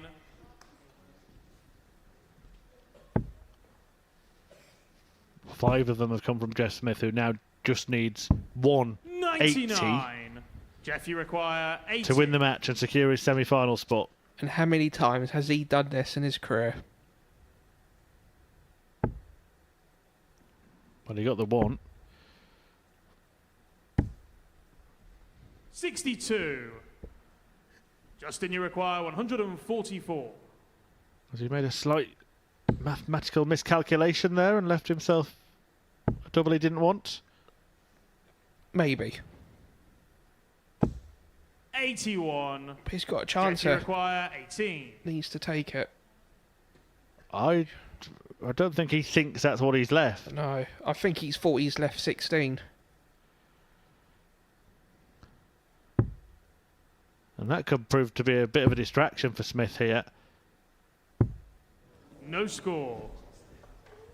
Justin, you require 63. Oh dear, oh dear. Well, it just shows the importance of getting the counting right. Which Hood does, and now it's all going to come down to 1 leg. And we're in that situation that you get here at the Super Series, something that you don't really get in PDC darts, Keegan, where you've got 2 players on the stage, but it's the guy that's not on the stage that is really involved in this match. 137. Yeah, I actually had this experience the last Players' Championship, because I was seeded 32 for the Worlds and I won out the first round. 140. And there's nothing worse when you see a load of your players around you going out, and there's always one person that got to the last 8, and it was Scott Waits. And I needed Dave Chisnell to do 57. it. Honestly, after I think Chizzy hit 115 average, so I've never wanted the player to, I've never wanted the player to lose so bad. And Scott Waits, and yeah. Well, when you're not the one in control, it's difficult, isn't it? But it's awful. That's what Moreno Michels is facing right now. He needs Justin Hood to win. He's already through Hood. He's already won the group. 140. Michels will go through with him if Hood wins the match. Smith will go through if he wins the match, but I don't think he'll know how he's lost it. No. How he's 27. Being critical of Jeff here. 167. He's, if he goes on losing this match, the only thing he did wrong was miscount. Yeah, he left 99. He thought he'd left something else. And I don't think he was sure about it when he approached Jockey, so that he didn't have as long to prepare for the shot. No, I agree. 100% there. What pressure can Jeff put under? So he's got 96 left. 100. So only 4 between it. 72. These are the James Wade shots here. 32. Smith Jeff, gets a chance. 76. If he hits, he's through. If he misses, Hood returns and can put Moreno Michels through. Double 4. 68. So close. Justin, you yet require so far. 40.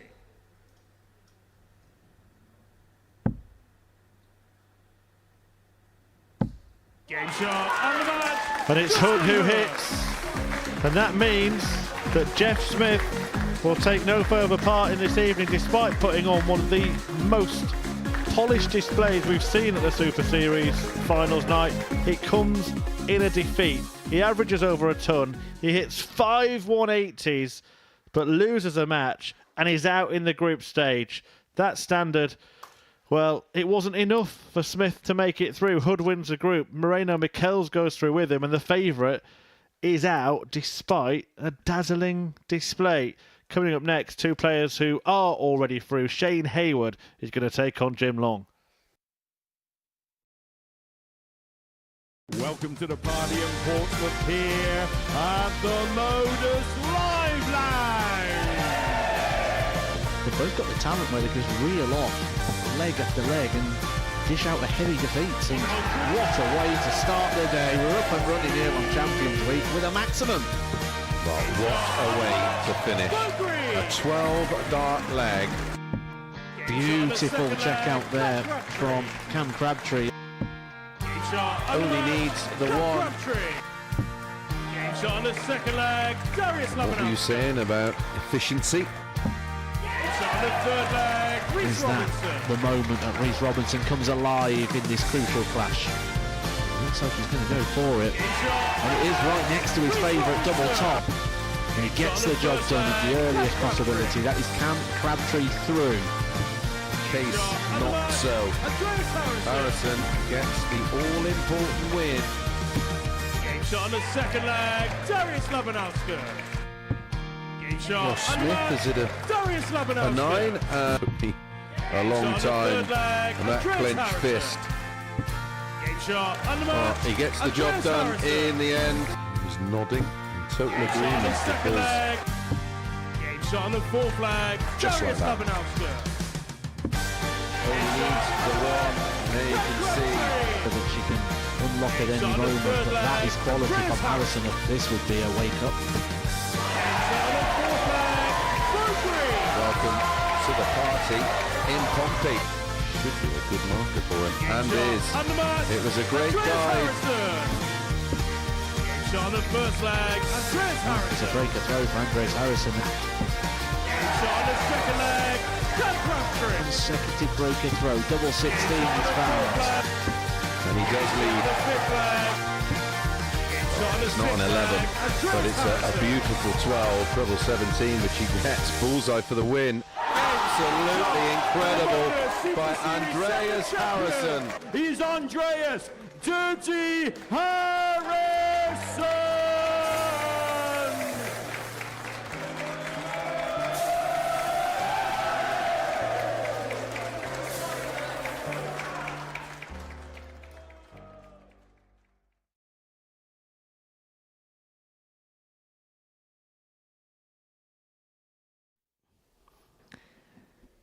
Welcome back to the Modus Super Series, where before the break, Justin Hood got the better of Jeff Smith by 4 legs to 3 and an absolute cracker. The silencer eliminating the group despite having a ton-plus average and 5 maximums. I bet Keegan Brown's happy he's on the Pro Tour, isn't he? Right, our final game of the group stages is fairly simple.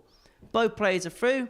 The winner guarantees top spot. No need for permutations, no need for the abacus. Both players slugging it out for top spot. In the commentary box is Keegan alongside Chris.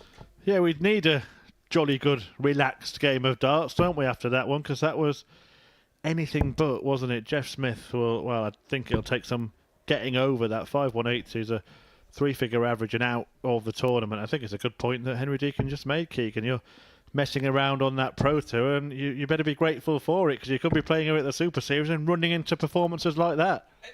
Yeah, it's absolutely phenomenal standard in that last match, and you know you just have to feel sorry for Jeff because he's in the 2 matches. He's had a 90.54 in the first, 100.55, and then 95 overall, and he's going home. You know, and it just, it just that just sums darts up, doesn't it? Really.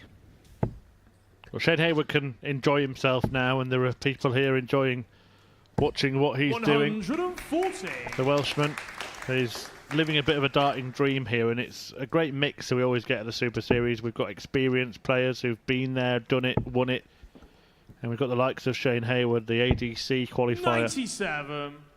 Really just highlighting to anyone out there who can throw a decent dart what is possible. Get yourself to those ADC qualifiers. 60. Get yourself to your local ADC event, and who knows, you could be on that stage. And we've seen players go even further than that. I think back to 18 months ago, Adam Warner, ADC qualifier, won a Super Series week, used the winnings to pay for qualifying school, and now he's on tour with Keegan Brown and co. You know, it just shows you, doesn't it, that 55. something's working in the amateur game, and because it's working, everybody else is playing better. And I've never known the amateur game not to be miles off the professional game, and it just shows you in that previous 96. match. But yeah, with the ADC, get going. You know, if you've got, you know, if you play darts, get down to the competition, start qualifying, picking up the ranking 41. points, and it's like Chris said, you could be here. We do have confirmation that Justin Hood won Group 1 and will play in the first semi-final. He will play the 41. loser of this game. Of course, whoever wins this game will win this group. And the winner of this game will play semi-final 2 against Moreno Michels, who will have had a long old wait 55. before he plays again. Jimmy His last required match was 167. game 3 tonight. Yeah, it was against Justin, and you know, I think after such a good game against Jeff in the first, 59. not Shane, you you require know, 150. it wasn't a bad game, but it wasn't to the high standard against Jeff. Finishing up with just an 80 average, it probably gave him good time to get prepared for the semis, more than anything. 60. Although Jimmy require 108. only found out he was there after that stunning game we've just seen. Right, in this one, Jim Long trying to find treble 19. Can't do it. So Hayward, who, remember, had a 48. Shane, you 10 require darter in 90. his last leg. Had a bullseye finish at the start of the last match. He's looking for another one here.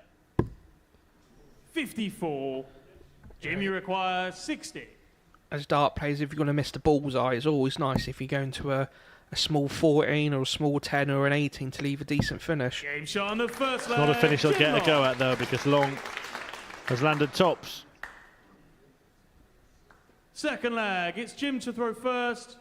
Game on.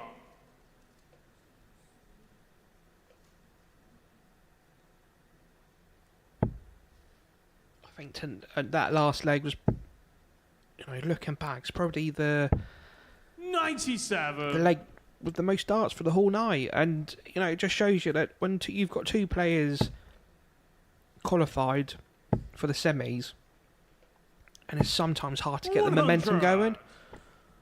So it'd be interesting to see how they both play in the second leg.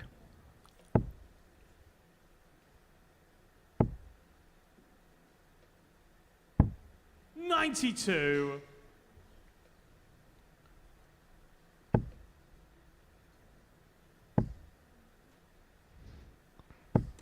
$81.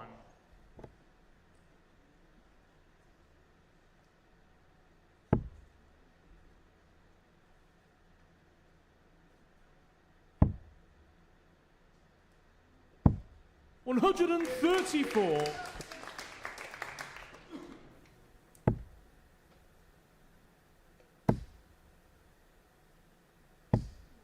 $140.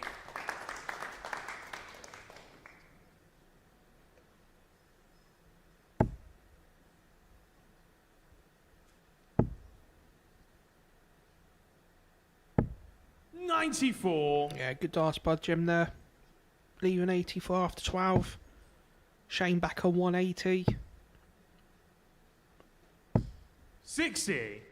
Jimmy require 84.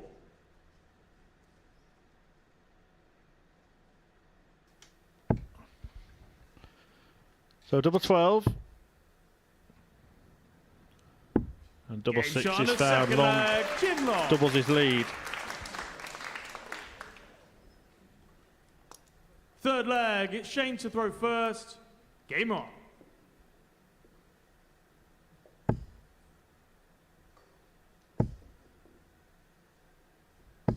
$100.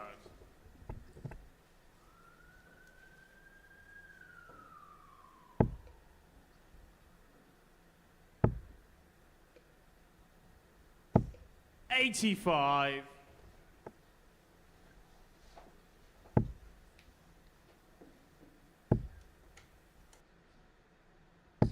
100.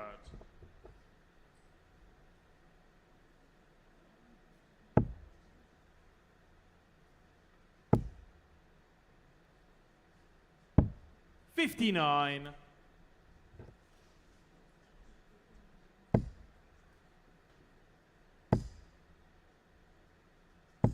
100.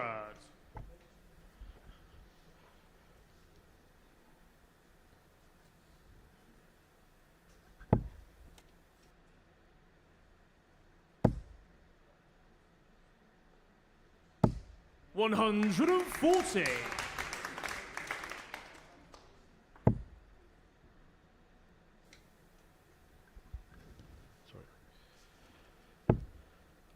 'Well, Shane Hayward getting a little frustrated. He doesn't want to. Look, he's through. He's got an insurance policy here, Keegan, but he won't want to lose that bit of momentum, will he? He won't want to lose the rhythm that he's found this evening. No, definitely not. You know, with a decent throw, Jim could put in a position here to go 3-0 up. 140. You know, being a dart player, there's nothing worse when you're in control of most of the leg and there's one bad score that costs you and the opponent it's 100. You know, Jimmy typical requires 140 or 77. above, and you're behind. And you know, Jim from somewhere has got the first opportunity here. So he's looking at 18 and then double top. 57. Shane, you require 76. So Shane's looking at 16, then straight for tops. 56. Jim, you require 20.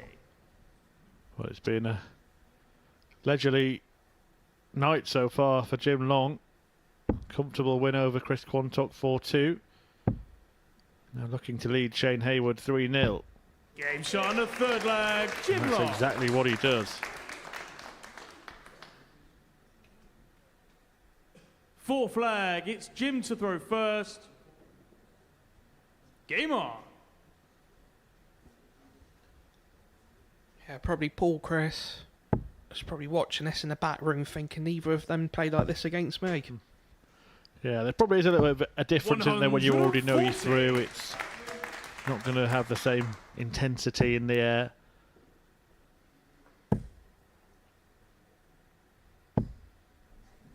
$26.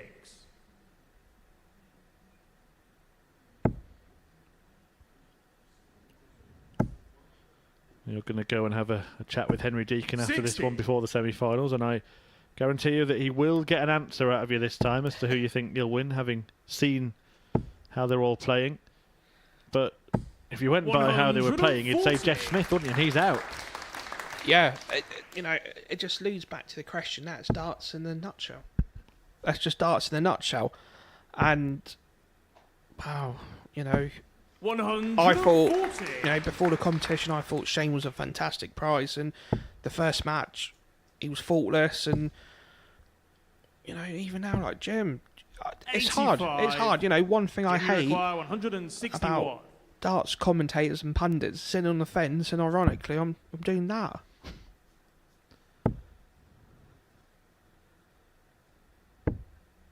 $109. You know, either way, you know, as a darts player and watcher for many years, tonight's it's been such a good standard. 54. Been such a high Jim, you standard. require 52. Well, Long can complete a big win to end the high standard group affairs here. 44. Not quite yet.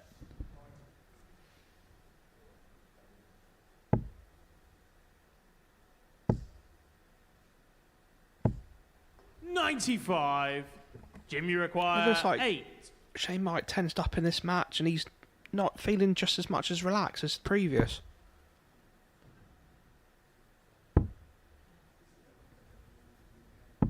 Game shot. Well, the game's over. Jim Long has won it, and in doing so has won the group. So both those players are going through to the semi-finals, but Jim Long will do it as the Group 2 winner. He'll be taking on Moreno Michels in the second semi-final. Shane Haywood will return for the first, where he's going to take on Justin Hood. And all of those games are coming up very, very shortly indeed. Stay tuned here at finals night of the Modus Super Series.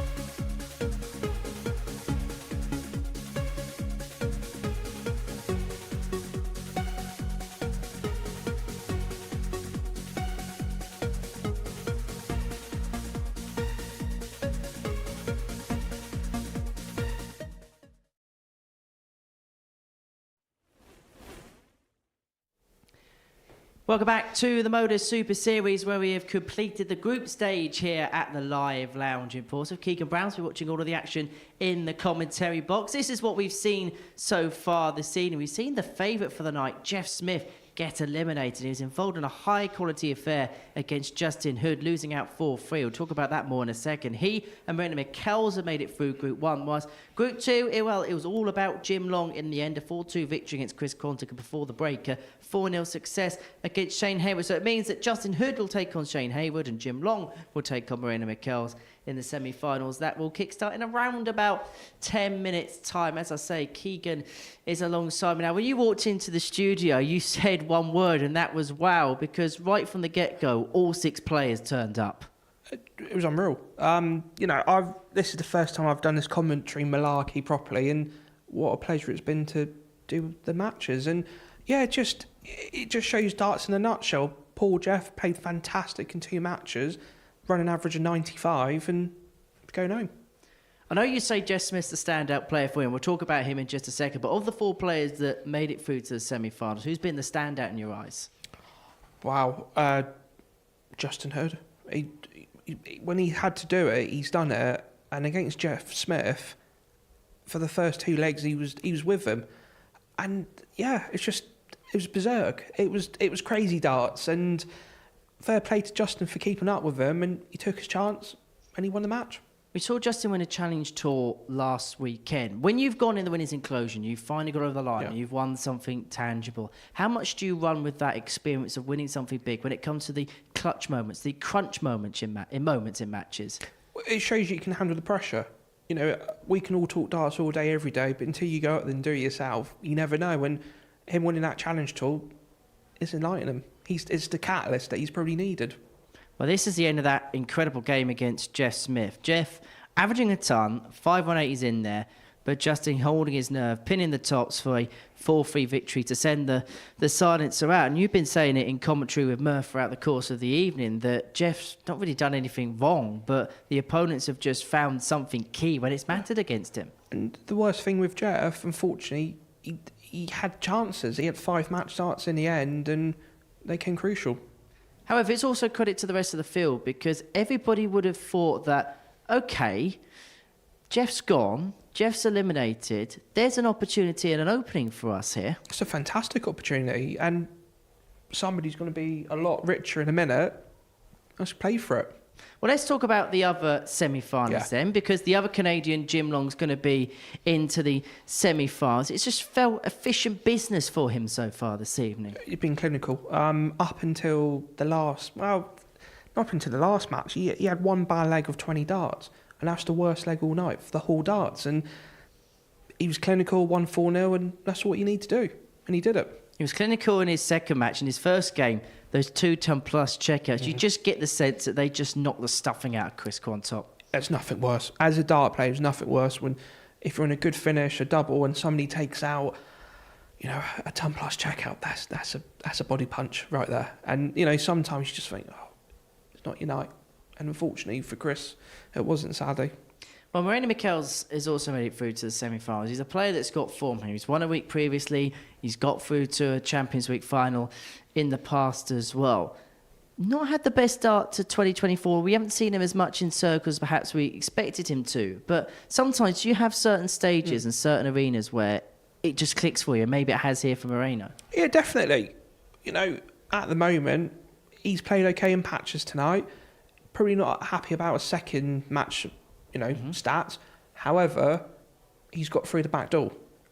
So he's going to think, right, I've got an opportunity here. I'm going to have to take it with both hands. Well, Moreno Michels through. The other players made it through is Shane Hayward, the ADC qualifier from Wales, who said at the beginning of the week, all he wanted to do was learn.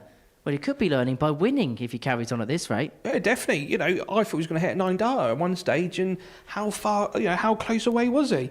But no, he's taken his chances, and yeah, he deserves to be there. You know, all 4 players deserves to be there, and I think for the next hour or so, it's going to be a good entertainment dart. Well, let's talk about the 2 semi-finals. The first one is between Justin Hood and Shane Hayward, the man from Glastonbury up against the man from Wales. At this point, could Justin Hood be considered the favourite of the 4 to go on and win it? Wow, you know, I think we get the form, we should just rip it up because every match is going to be tasty. But yeah, I think as it stands, yeah, I think he's second. Well, I would have thought the bookies would have made him second. So yeah, go for it. Up against Shane Hayward, who I suppose has got nothing really to lose from this point onwards. He said it's a learning tour, it's a learning experience. So just go out there, give it the best shot. Really, it doesn't matter the outcome to a certain extent for him because it's just extra experience in the bank. And that's the thing with darts, you can't buy experience unless you're playing. So with him playing this, he's gaining the valuable experience that he wants. He's thinking, do you know what? There's a chance I could win this. Go for it. He's got 25% like everybody else has. Why not? And just finally, the second semi-final, we're going to see Jim Long up against Moreno Michels. Long, a player that we know his pedigree, but as we've spoken about before with Michels, he knows how to win it. It's such an interesting dynamic. That's the thing with darts. That's the beauty of darts. You put it on paper, it looks easy. Until it happens, we don't know what's going to happen. And I think, do you know what? There's 4 people left. All 4 people could win it. Well, you've got your old sparring partner, Richie Howson, by the way, watching you in the background. He's going to be joining us for the semi-finals. And what a couple of semi-finals we have got to watch here at the Super Series. It's going to kick off with Justin Hood up against Shane Hayward.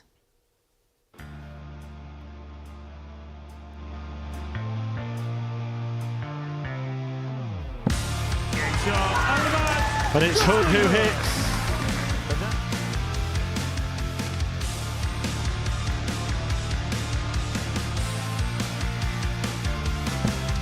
And Shane Hayward succeeds.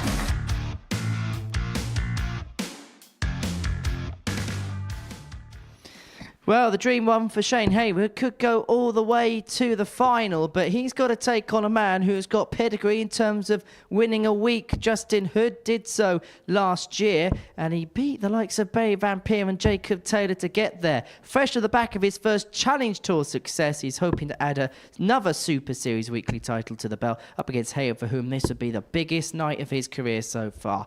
Well, let's hand back to commentary then for our first semi-final, and to hand back to Keegan Brown, who's alongside first Chris Murphy. Thank you very much, Henry. Yeah, semi-final time here at the Super Series, and looking to join Tom Sykes at Champions Week. Still in the running, Justin Hood, the 31-year-old from Glastonbury, hoping to be the star of the show come the end of the evening, and looking to bookend a brilliant week. Let's start with a Challenge Tour win with a Super Series win. As for his opponent, Shane Hayward, well, this is the night of his life so far, the week of his darting career. Second appearance here at the Super Series, the first at a finals night, and he's made it through to the semi-finals after that fantastic victory against Chris Quantock earlier in the evening. Good to see, by the way, that Chris Quantock has stayed on, sitting with his dad in the front row to see which of his rivals goes on to take a trophy that he once held. It's also a trophy that Justin Hood himself once got his hands on, and he's looking to do that again. It's a arena that's now decorated with darts players that aren't actually on the stage. Richie Howson, you would have seen in that little chat in the background. And of course, Keegan Brown, who remains sat next to me. Yeah, he's, I'm looking forward to the semi-final, because I'll be interested to see how Shane regroups more than anything. 57. Because I don't think he's had enough. He's obviously not had enough time to think what's happened. He's gone back on stage, and hopefully that's what he's needed. Because there's nothing worse if you're a dart player and you start thinking. Yeah, 10 minutes ago he was beaten 4-0 by Jim Long, who will be in action in semi-final 2 against Moreno Michels. 37.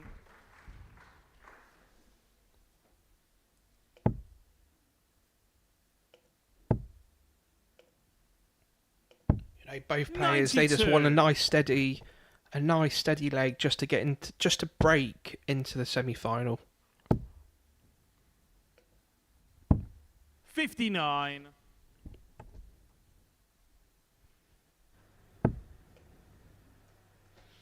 I don't know about you, Chris, but it'd be interesting to see 60.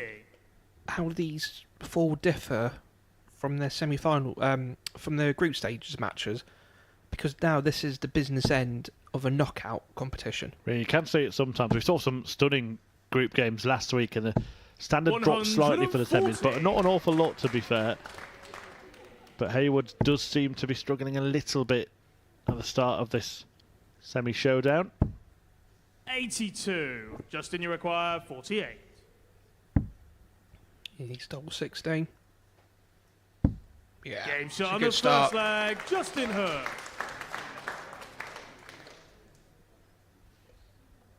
Second leg, it's Shane to throw first. Game on. Believe it or not, it was actually 140. 5 series ago that Justin Hood won his week here at the Super Series. 60. It was back in Series 3. Beat Jacob Taylor in the final, actually. Taylor went on to reach the final of Champions Week because he was the best placed runner-up, despite the fact that Hood had given him a 4-0 toweling in that final. That's when he trotted out the famous Chinese takeaway line. Said that was his ambition to 81. Own a Chinese restaurant. And each time he comes here, he's working towards that target. 140. See, this is a really strong leg here from Shane. 100 left after 9 darts. 56. Shane, you require 100. How's he going to level this up? Oh, he's gone tops. 80. It didn't need to with Justin not on a finish. They've kind of swapped roles, haven't they, from the first leg here? 100. Shane knows he's you got require 6 20. darts from there to make it 1-1.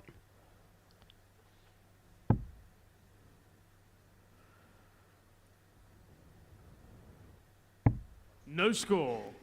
Yeah, I think that was the best use of the last start there to bust a score and go back to 20 for the next throw. But how much pressure is he going to be put under from Justin? 99. Shane, you require So double 20. 10 to level up. This double is fraught with danger.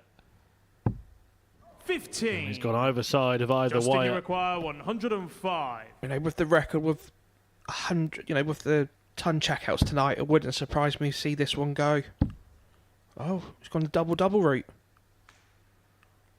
So he's looking at double 8. Just making sure. 89. And that was pretty close, but now Shane, Hayward you has got to require be 5. very, very careful here.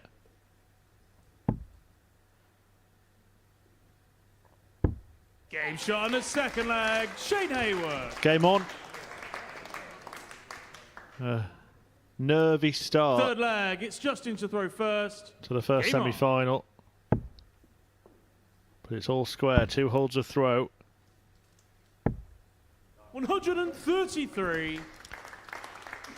I don't want to predict it, Murph, but I've got a funny feeling this is going to go the full 7 legs.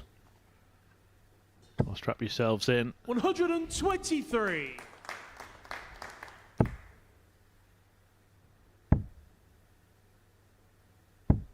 $134.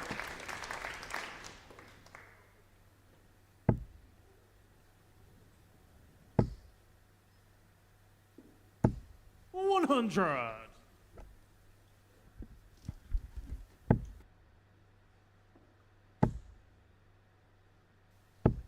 $81.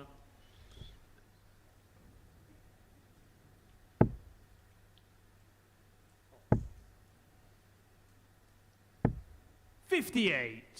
Justin, you require 153.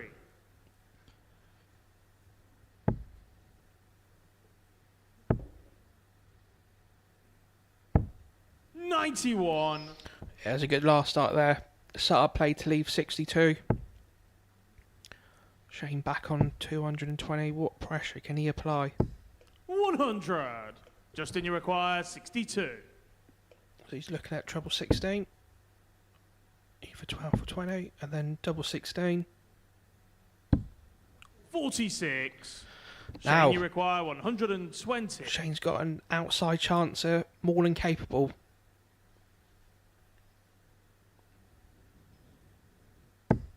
That's a fantastic first start. He wants the big fat 20 to leave tops.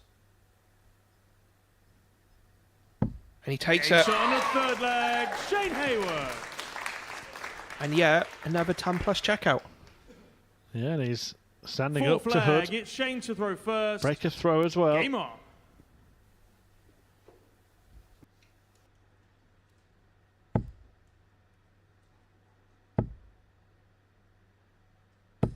$140.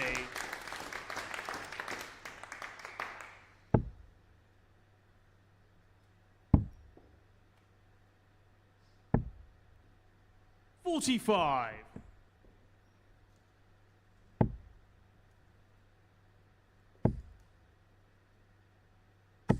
$100.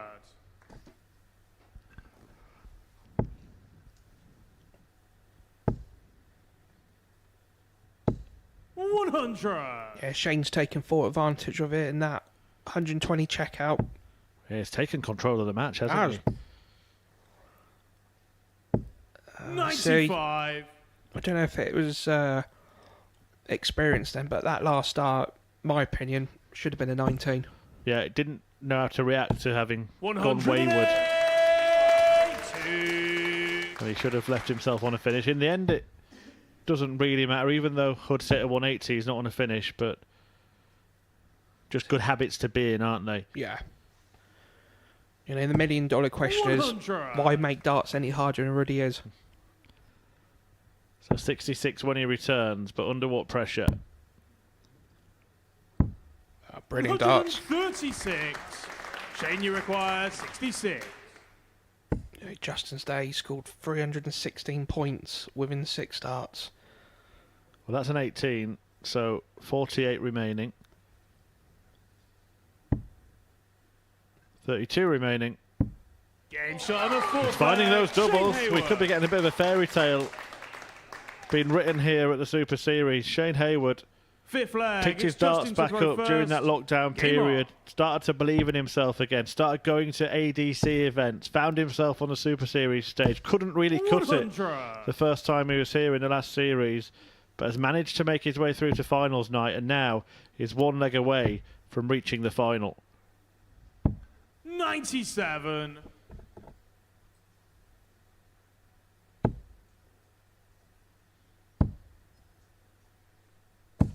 $136. Yeah, Justin just on his throw just wants a nice leg just to keep the momentum going and keep Shane at bay. 59.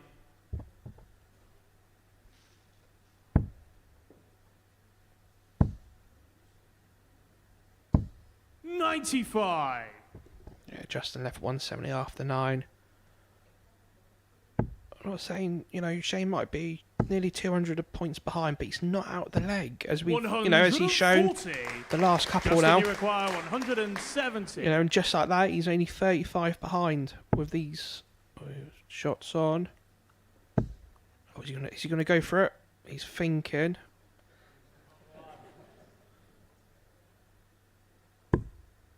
$126.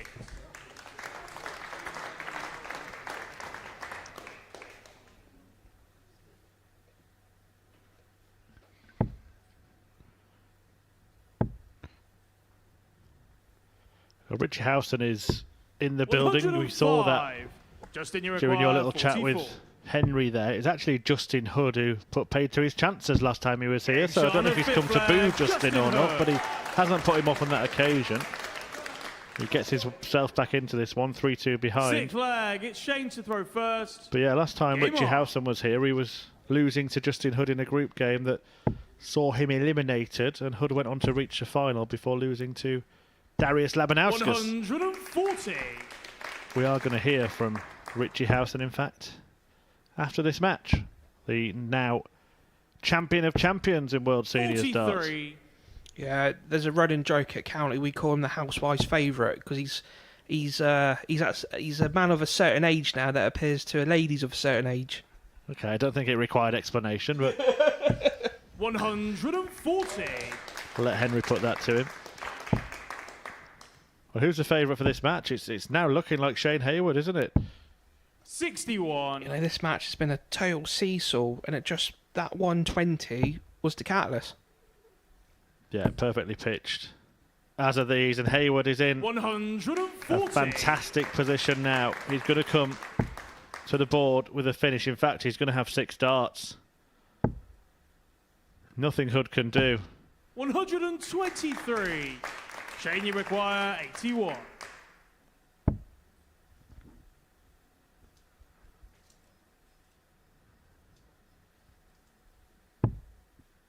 Double 6 to reach the fairy tale final.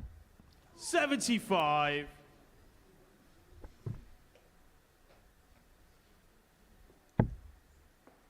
Hey, Justin there just wants to put any pressure on. Needs at least another treble, and he's found it. 140. Shane, you require 6. Murph, what would you do? Miss. That's what I do. Is it going straight for it? And he has. Straight in it. And Shane Hayward, the man from Wrexham who dared to dream, is living out that darting dream here at the Modus Super Series. He's in the final. He's made it at the expense of Justin Hood, who gives him some warm words and congratulations. Hayward can't believe it. It's hard work, but he's through. And he will take on Jim Long or Moreno Michels in the decider. Hood played a decent game. He's had a decent night. 95.45 the average in that one for Happy Feet. But he will shuffle off and home out of the tournament. It's Shane Hayward who continues this dream week. The ADC qualifier now is 1 win away from making it through to champion, so he can picking up a Modus Super Series title. The second semi on the way after the break.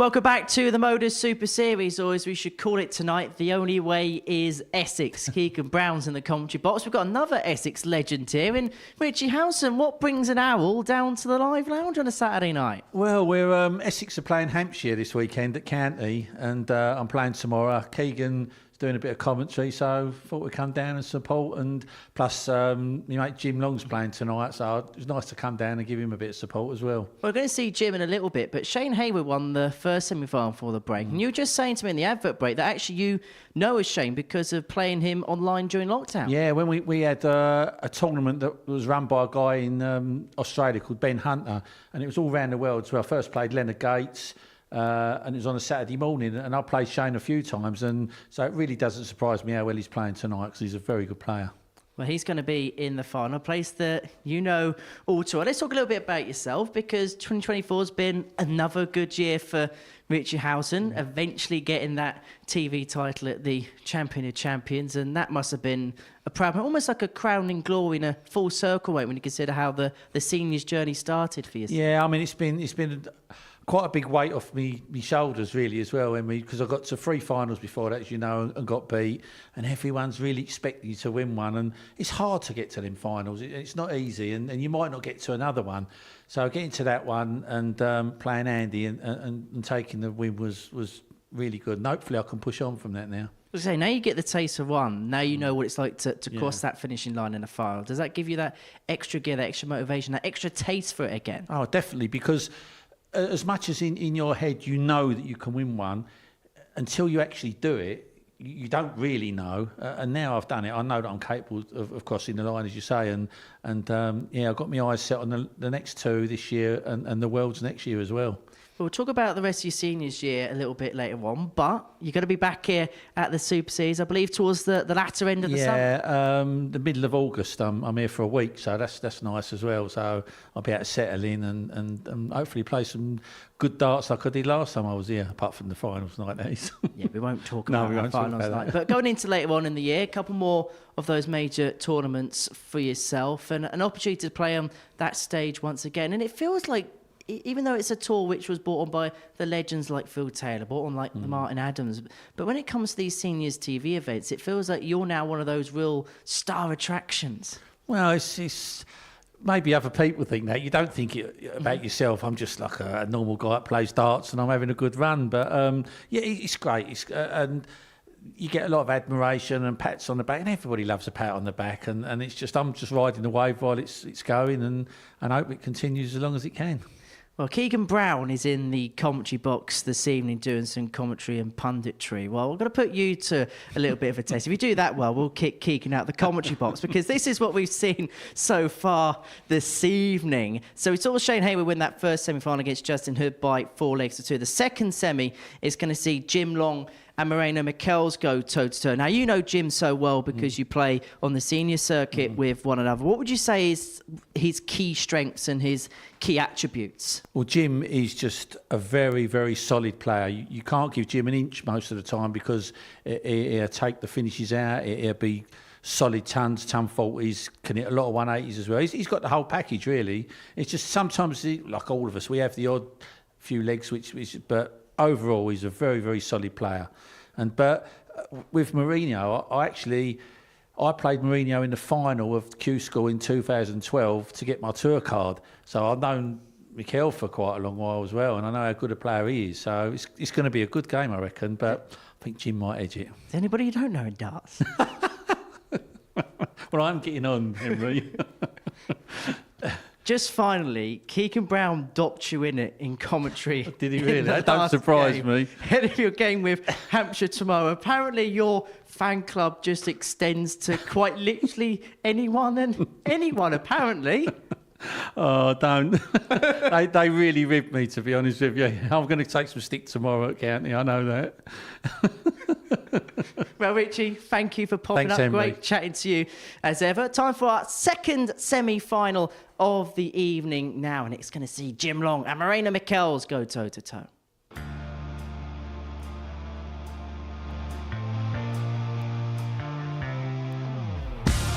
Well, the game's over. Long has won it, and in doing so has won the group.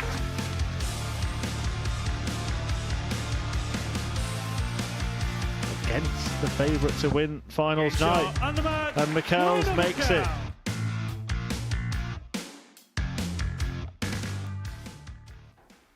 And so, time for our second semi-final. It's going to see Moreno Mikkels and Jim Long go toe-to-toe for the right to face Shane Hayward in the final and to secure that second spot at Champions Week alongside Tom Sykes. Well, it's Richie's Essex County teammate, Keegan Brown, who's in the commentary box alongside first Chris Murphy. Yeah, and Richie doesn't know the half of it. Keegan Brown's been showing me some photographs in that little break, but we'll keep those to myself and focus on the action on the hockey. Moreno Mikkels and Jim Long, who, well, Richie knew well, but having witnessed what you have so far tonight, Keegan, who do you see winning this one? Will it be the 56-year-old Canadian, or can the Dutchman get it done? Do you know what? I don't want to say I don't want to sit in the fence again, but with darts, it's a funny game. You know, Moreno would probably think he probably doesn't deserve to be there. And all of a sudden that could just fire up to think, right, I need to take this opportunity. But it's all about the first leg for me. I think Jim needs to win it to stamp his authority on it. Otherwise, you know, it could be Moreno's to win. Well, absolutely could be. Let's see which way it goes. First 2 4 legs for the right to play Shane Hayward, an unlikely finalist. What a job he's done in getting there. First leg, it's Jim to throw first. Game on! You know, with Shane, it just shows you, if you play in a system, you get rewarded. Absolutely. It's a pathway, isn't it? It's such a fantastic 60. sort of advert for anybody out there who's throwing decent darts to give it a go. You know, just like Rob Cross when he went in for the Riders qualifier. 131. Very narrowly lost to Michael Van Gerwen, and then the rest was history. Yeah, great example, actually, that. You should do this more often, Keegan. I don't know, it's probably better than my darts at the moment, I'll be honest. 95.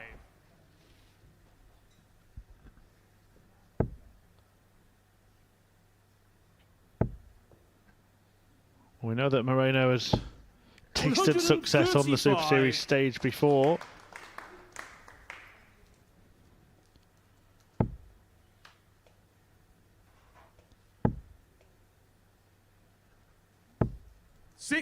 Jim Long has had his moments as well.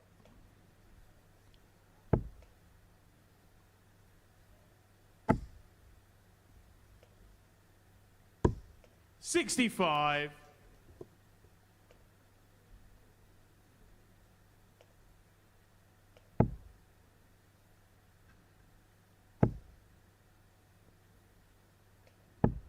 $81. Moreno, you require 170. 170 on offer here. Not going to happen.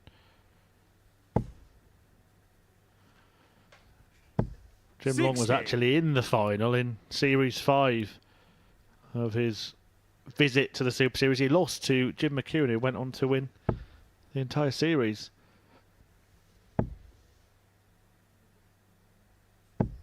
$60. Moreno, you require 110.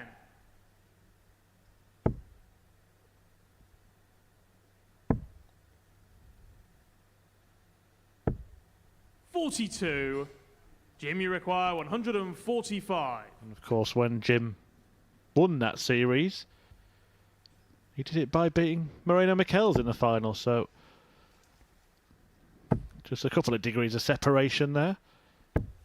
95. Moreno, you require 68. Just wants a nice, easy 68 finish. Big 13. Oh no. 28. Yeah, he'd be gutted. Jim, you He had a good require opportunity 50. there to break the throw of Jim.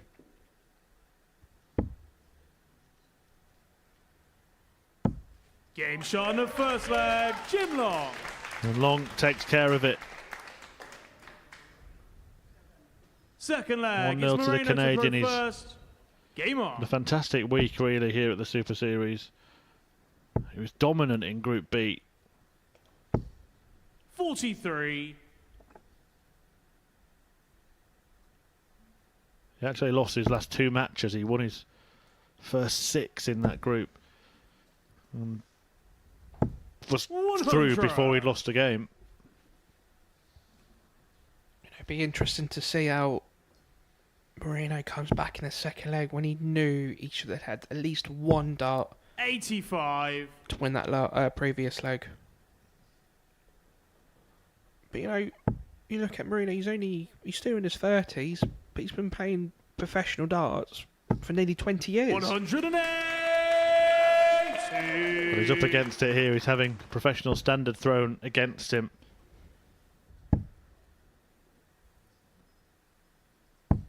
$134.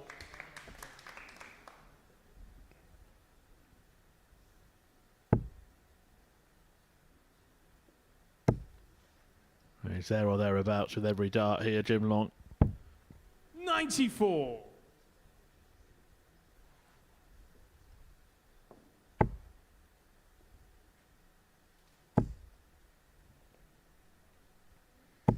$180. Just like that, puts the pressure back on Jim. Yeah, you can't keep a good man down, can you? You can't write him off. Looking at treble 19. He's the ball. And he does. Game shot on the second leg. Jim Long. 127 in game, and it might be the finish that really gets him the game. He's got a grip on it. Third leg. It's Jim McKells to throw had first. fired in the 180 to pile on the pressure, but Long took out the shot, doubled his lead, and he's now 2 away from that final meeting with Shane Hayward.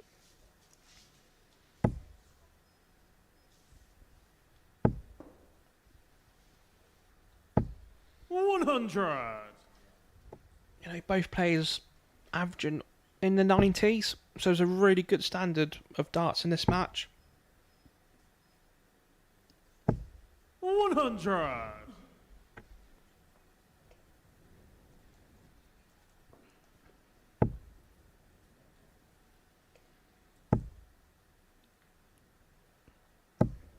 A little bit of a Welsh feeling in the final. Should it be Long against Hayward? Of course, Shane from Wrexham. And Jim Long accompanied by his wife this evening. She's named Rhonda. 93.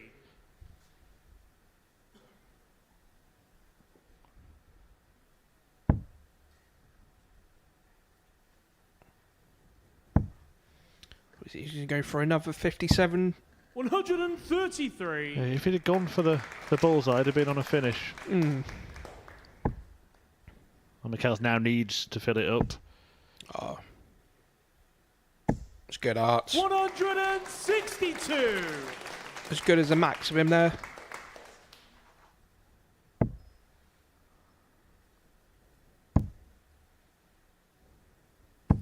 $134. Moreno, you require 146. So 146, and he might need to hit this to stay in the match. Not going to happen. 60. Jim, you require 39. So he wants a big low number, and he has. So he needs double 16, and he Game has. shot on the third leg. Yes. Jim Long. Nice and easy. His wife claps along, very happy with what Fourth she's leg, seen it's Moreno to throw this evening, first. and Jim will be very Game happy on. with what he's produced. I think one thing that I do really think is admirable is week after week at the Super Series we see the friends 60. and family of the players that have been knocked out and those players themselves stick around and watch the rest of the tournament. Chris Corntock is here, Justin Hood has hung about. Now it is good. It's really good. It just shows you that 43. as much as they're disappointed by their losing, they still want to watch good darts.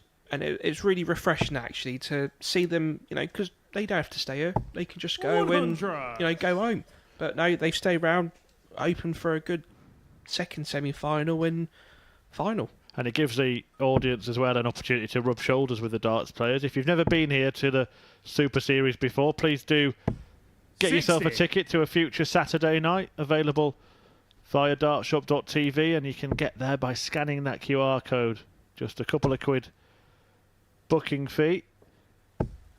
And you can be here 81. next Saturday if you like. We're based in Portsmouth if you do want to come down. I know there are plenty of darts fans around the country, indeed around the world, that have got this on their darting bucket list. Champions Week is a must if you 59. really want to pick a week, but be quick because it sells out quick. To be fair, this is the best venue I've been to, just solely because it's the quickest to get back home. 95. Yeah, like Jim Long, Keegan, you've travelled land and sea, haven't you, to get here? Yeah, obviously before anyone asks, no, I don't need a passport to go back to the Isle of Wight, but yes, I have to endure a 45-minute car journey every time, boat journey every time, I play any sort of darts on the mainland. I'm sure Jim will 23. sympathise on his transatlantic journey home.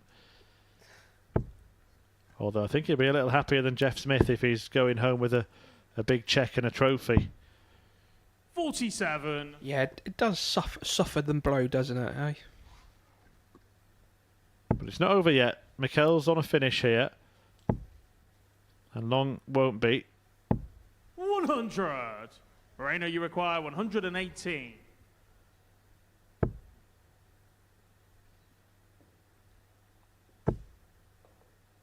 Probably looking at treble 18 here. 41. It's just that one dart. This match for them, Marina. It's just where you just have to be. What's the word? He can't be wayward. And Jim here, he could put the pressure on. Well, Commentator's curse. Yeah, well, it's Jim who ends up going Moreno, wayward. you And require 77.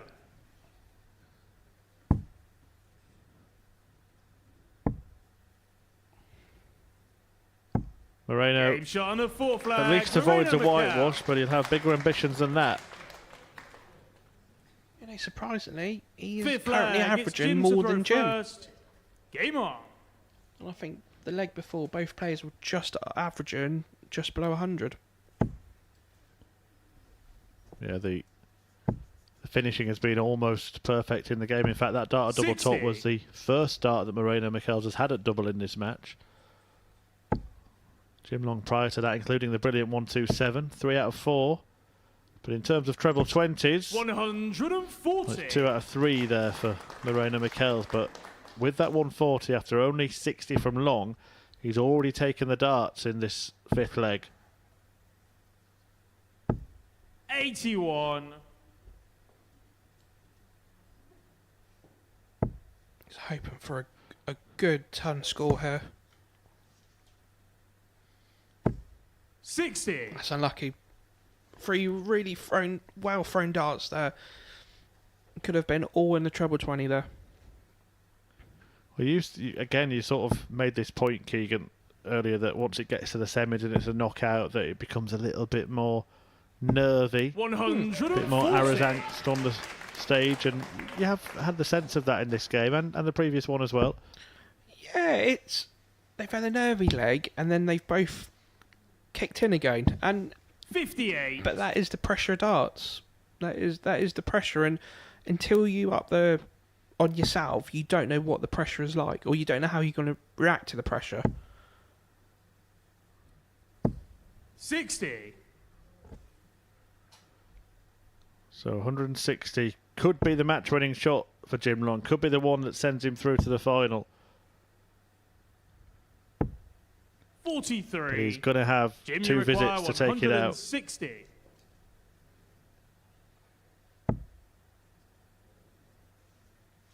He scored. He was unlucky there. Well, yeah, he must have thought it was in. When it left his arm and when it entered the board, it was really difficult to tell. It might be precarious, that dart, though. 100. He didn't hit it, so we don't know, but I think that could have ended up on the floor had it collided with it. I'm surprised he stayed there. Remained on the 20s. I thought he was bound to go for the treble 16. 60. Well, a couple of darts away Jimmy then from requires placing the 60. final once again. Well, that could end up being a happy accident because it means he's got a clear sight at tops, which he nails And the match. to defeat Jim Moreno Long. Michels and book his place in the final. Jim Long will take on Shane Hayward in the Week 2 decider at Modus Super Series 8. And he's had a great time tonight. The semi-final was a little flat compared to what we've seen earlier, but the finishing was absolutely sublime. 4 out of 5 for him, denying Mikel's more than a dart at double himself, and Long gets himself through to the big game. That is coming up against Shane Hayward in around 10 minutes' time.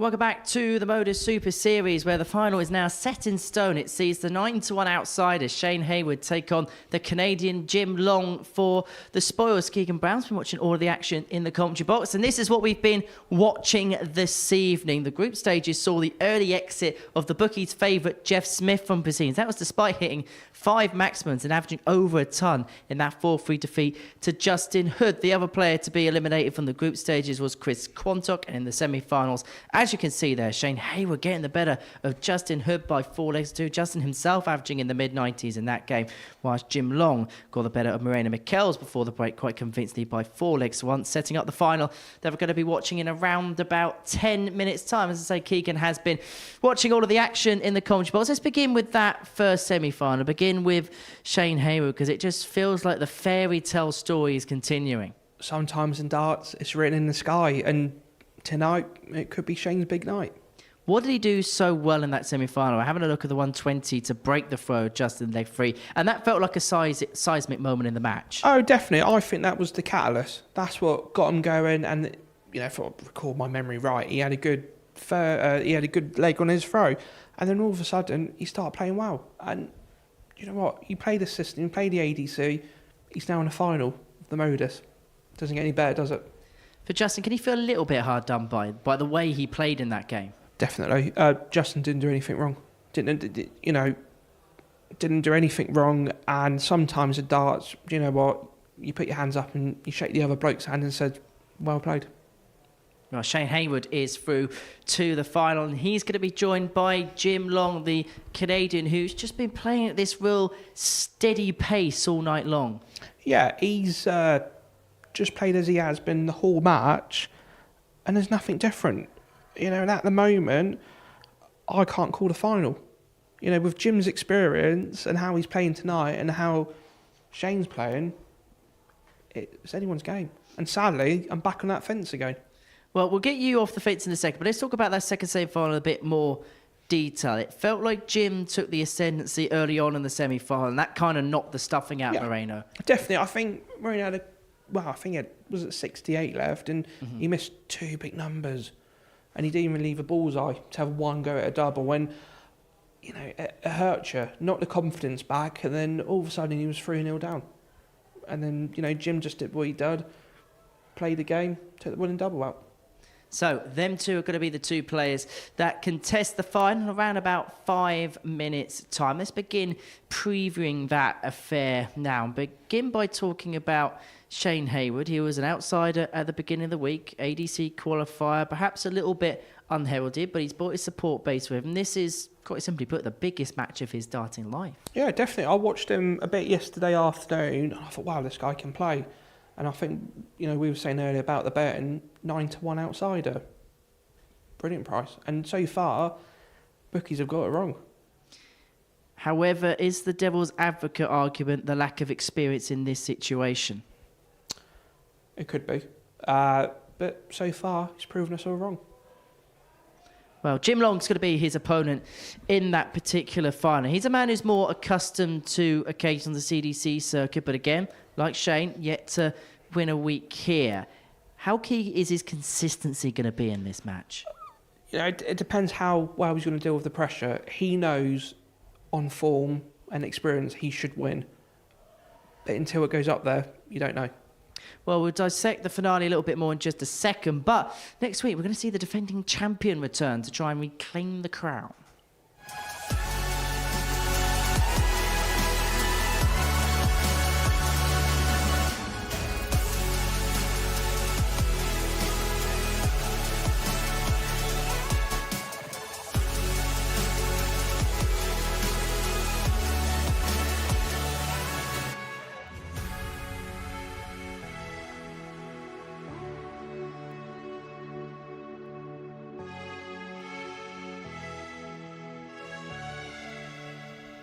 Andreas Harrison looking to defend his title, and it's not going to be easy at all. The reigning world seniors champion John Henderson is going to be in action in a blockbuster Group A, alongside Reece Robinson, who played at that last Champions Night. Ross Montgomery in Group B has been doing well on the World Senior Circuit too, as well as Lee Cox, a winner on the Challenge Tour in 2024. Andreas Harrison defending the title, and he's got John Henderson for company in there as well. You've actually got the two winners of two of the biggest events outside the tour card system going toe-to-toe. Henderson, the World Seniors champion, Harrison defending this crown. Yeah, I think, you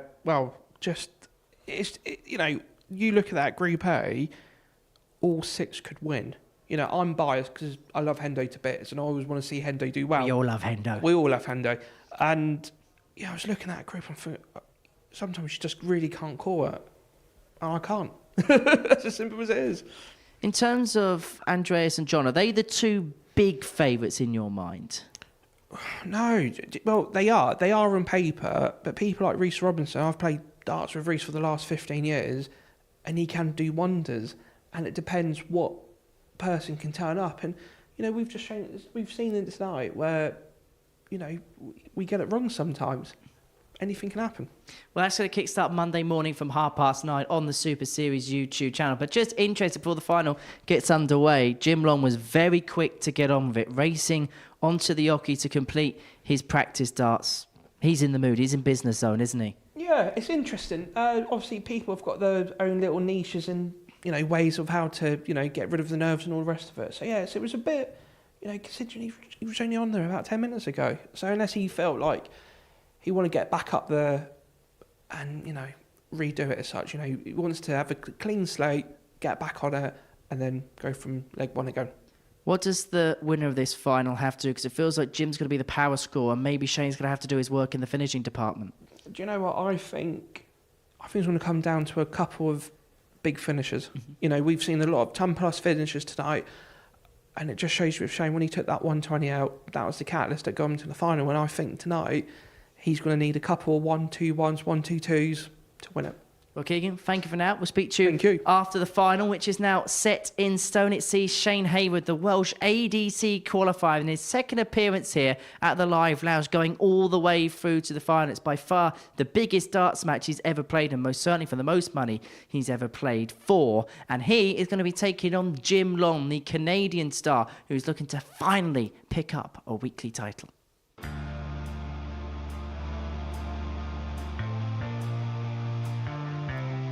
Is it going straight for it? And he has. Straight in it.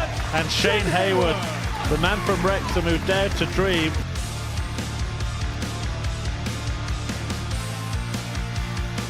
Which he nails to defeat Moreno Michels and book his place in the final.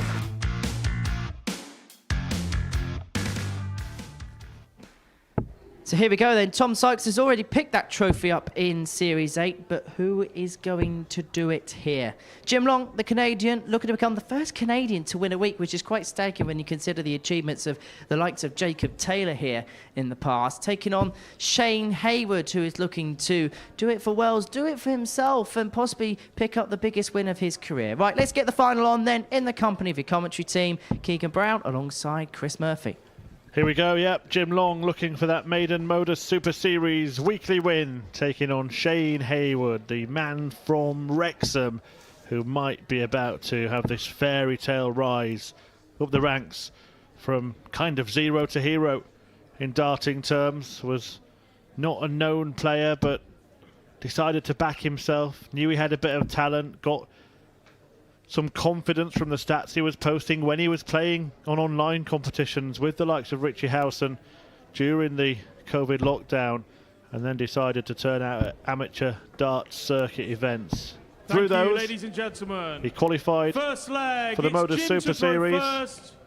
Game on! Came here the first time, struggled somewhat, learned his lessons, went away, looked back at his game, what he could improve, and now he finds himself in the final. Jim Long has played plenty of finals in a long career, lots of them over in North America. But Keegan, everybody has to have a first. How should Shane Hayward approach this? How should he deal with it? Is he allowed to be excited, or does he need to try and treat it like any other match? It's hard.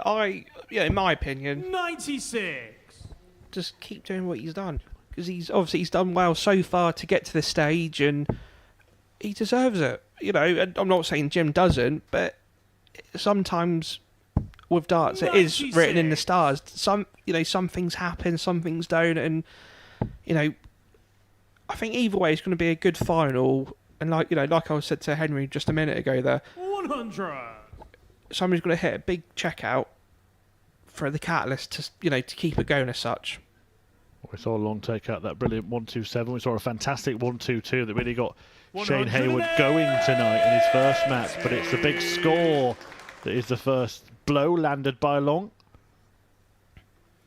And that's what I do like about Shane there. He's taking his time. He's not rushed that throw. You know, a lot of players would rush in after somebody's hit a good score and it goes a bit wayward. You know, he's taking that 2-second split time just to regroup, and all of a sudden, well, before that treble 20 went in, he was 1 point in front. 134. He could have been a little bit cleverer there, though, with his previous visit. Had he started on the 18s, then hit a couple of trebles, he'd have been on a finish. He speaks about learning. He'll watch all this back and try and take it to the next time he's here. And maybe the next time he's here will be Champions Week. Well, at the moment, it's a 50% chance that's going to happen. First chance in the final goes to Long. 24. But he misses. 3 darts, a double. 110. Could this be the catalyst?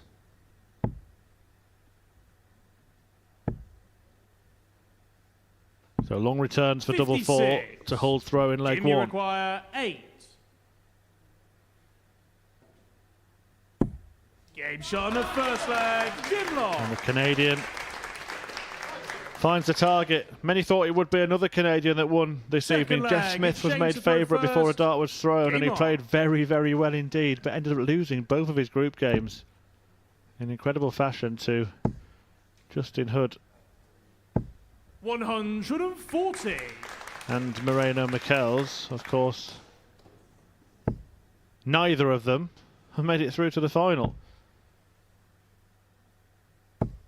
45. Any impact from the fact that Shane Hayward lost 4-0 to Jim Long earlier tonight?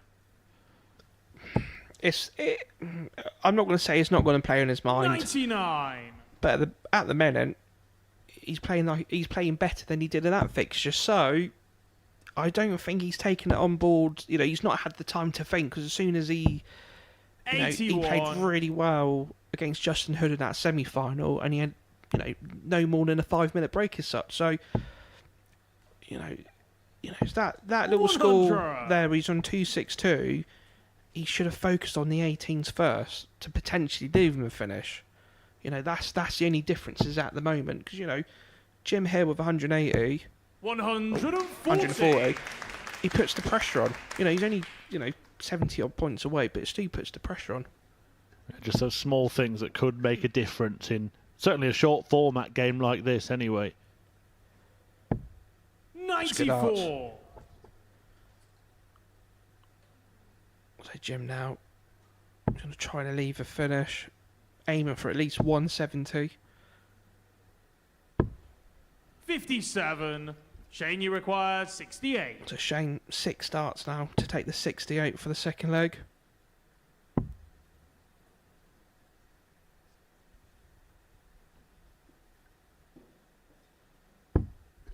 He gets it. On the second leg, Shane So he Hayward. won't have that repeat result from the group stages when he lost 4-0 to Jim Long. He's in the Third final. leg, it's Jim to throw first. Game on.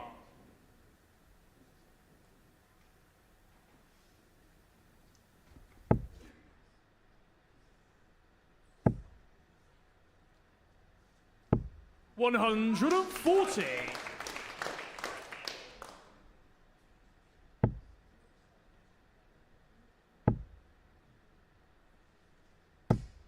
55.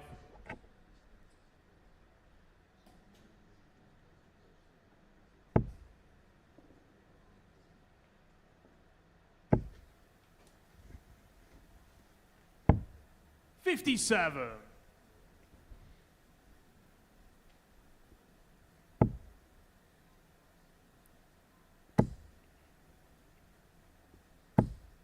140.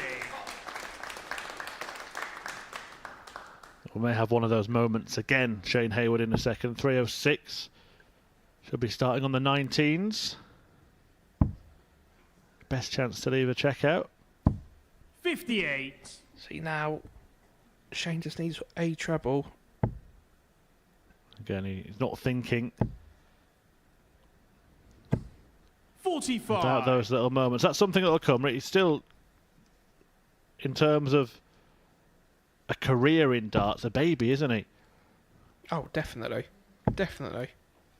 Got a lot of learning to do, and learning 60. here on this job is a great way to go about it. He's got a chance here to attack the long throw.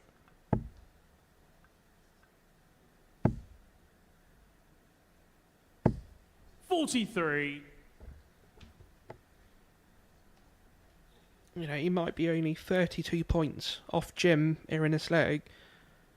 But it's really, in this leg, it's all in Jim's hand, literally. What can he do? He'd be aiming to get anything below 100. 59. See, the duel, don't know about you, Murph, but the duel's definitely open for Shayna. Although we have already seen Jim Long take out the 127. Pitched it in the bullseye perfectly. 58. Jim, you Hayward require does leave a finish, which kind of 127. forces Jim to go that way, should he need to.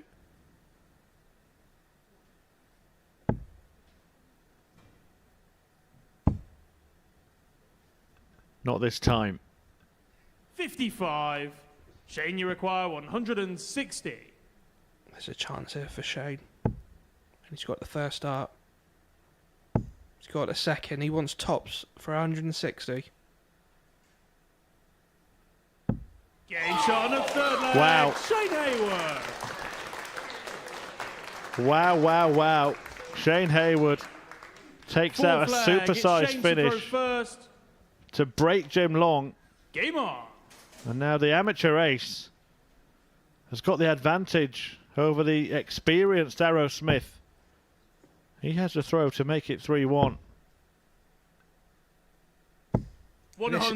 This is what he did in that previous match. He took the 128 against Justin and he kicked off with 140. And he's done exactly the same situation in the final. And if anyone's watching this back later on, I just want to assure you that Keegan Brown's commentary has not been dubbed on after the event. It is live. Because didn't he say that a big finish would determine the outcome of this final? 140.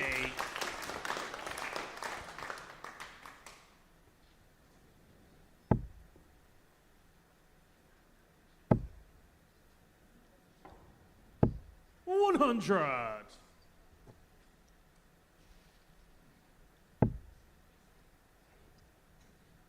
I think it'll be an emotional end to the evening if Hayward does 100. win this match. On Bucky's place at Champions Week, he was overcome just to have made it through to finals night, and now that he can share that moment with his friends and family, 140. Shane, you require 121. I don't know how they can still watch, but he could be at it again here. Double 14. Oh. 107. Jim, you require Some of them can't watch. 161. 161 for Long. Treble 18 would leave the bullseye. Hayward had the 160. Long 136. wasn't far away from the Shane, you 161. require 14. See, that could have been the high check I was talking about. The 160 not good enough for you. Wow, you know what I'm like. Well, this is an awkward one. Double 7. No problem. Shot on the fourth He's leg, one away. Shane Hayward.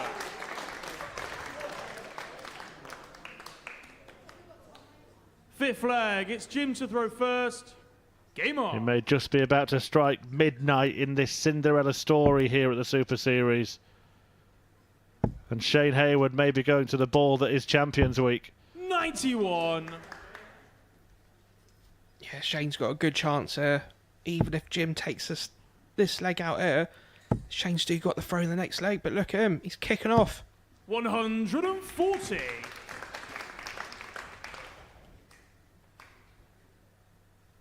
You know, looking at the averages here, Shane's just under 100. You know, Jim is bringing it up in. Jim's bringing it up into the 90s. Well, he needed that, didn't he? Needed it to do something, to tap Shane Hayward on the shoulder, remind him 85. that the job's not yet done. Yeah, that was more like a circuit breaker, wasn't it?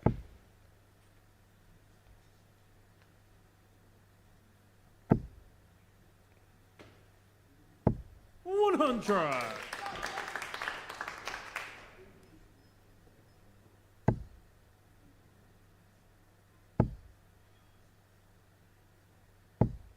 $55. Jim, you require 130. Well, he's looking pretty comfortable in this leg. Decided against setting up the bullseye with Hayward not on a finish.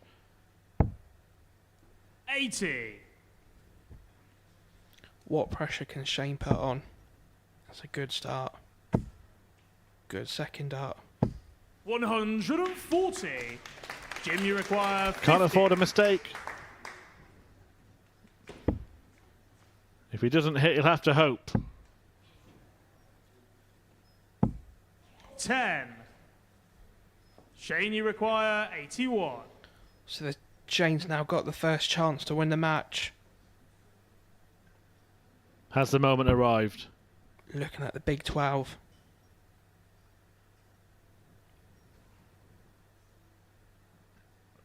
I don't know how he can compose himself. Now the ball. 33. One dart comes, Jim, you one dart require goes. 40.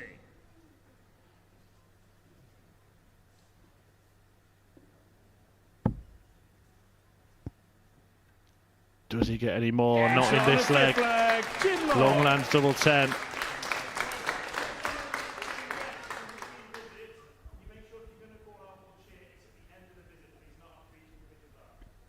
Well, the referee, Jack Garwood, just calling for a little bit of order. There were a few excitable people, understandably, in the audience. Oh, I thought that was you, Murph.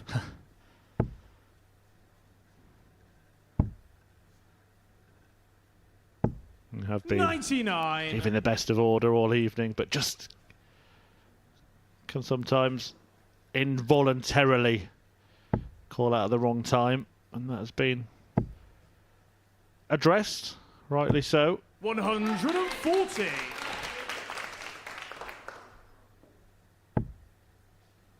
How much would he want? 180 here. He's going the right way. 108. Perfect darts.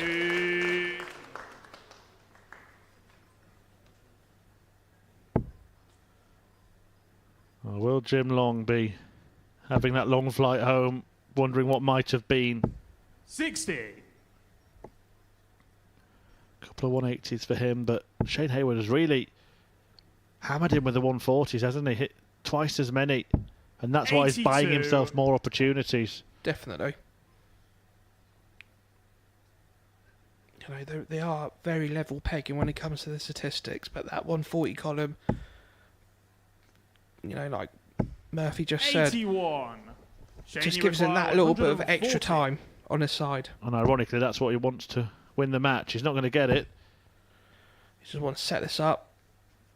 You know, doesn't want that to go into the one. 45. Just made it a little bit more awkward than it might have been with that wayward dart. What can Jim put on?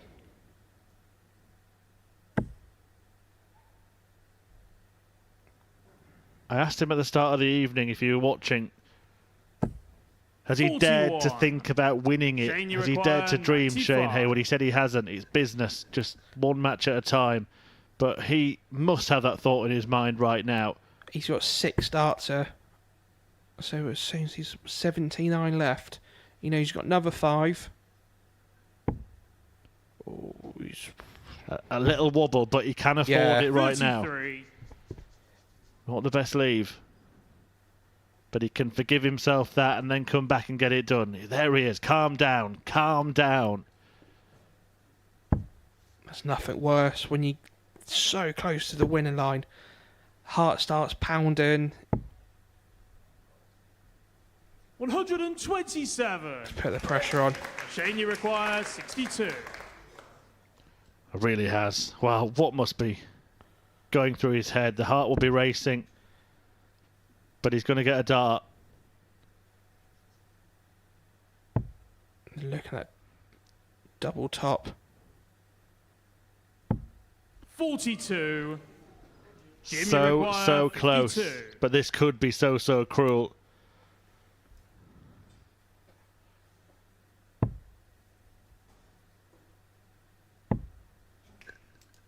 Double 10. Jim Long lands it. Jim Long. And the final goes to a nail-biting deciding leg. 7th and final leg. A It's good Jim to sporting throw showing first. between the pair of them.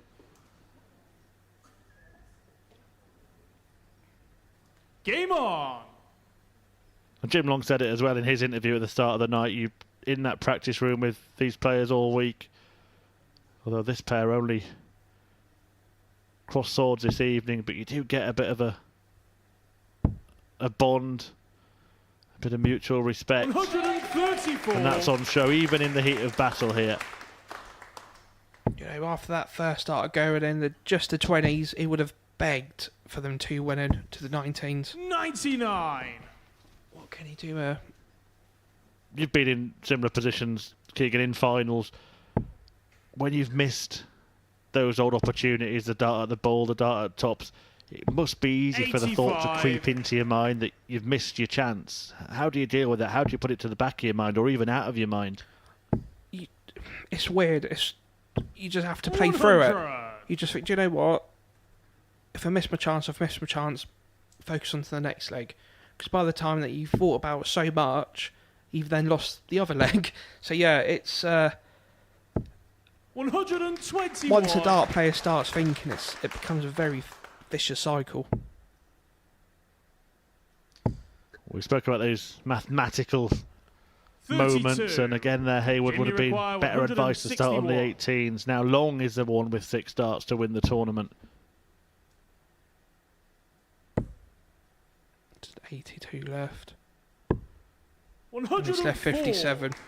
Come back for a, Jim cannot ask for more than after 12 darts to be sat on 57. Are we gonna have another twister? 108. Fair play. Full credit to Shane Hayward. Jimmy What a week required he's had. 57. What a night he's had.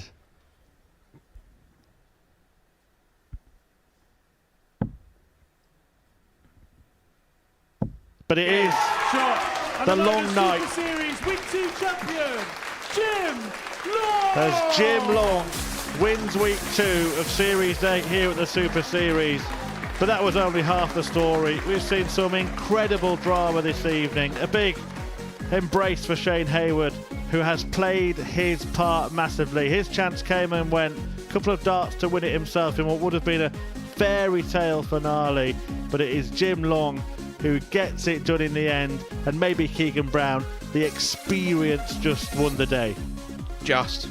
I think the experience just won on the day there. Yeah, it was such a tight match to call, 3 points in the averages. And yeah, it was just a good, do you know what? It's just been a good all-round night of darts. Yeah, it really has been. But the final goes the way of Jim Long. He wins it by the odd leg there. Shane Hayward actually with the higher average, as Keegan just alluded to, and the 160 checkout in there as well for Hayward. The moment of the match. But it's Long who takes it with a 4-3 success. He joins Tom Sykes in going to Champions Week, and he wins week 2. It's time then for the presentation, so we will hand you over to our referee and MC, Jack Garwood. Ladies and gentlemen, it is now time to crown our winner. Would you please put your hands together for the Modus Super Series Week 2 champion, the gentleman, Jim Long!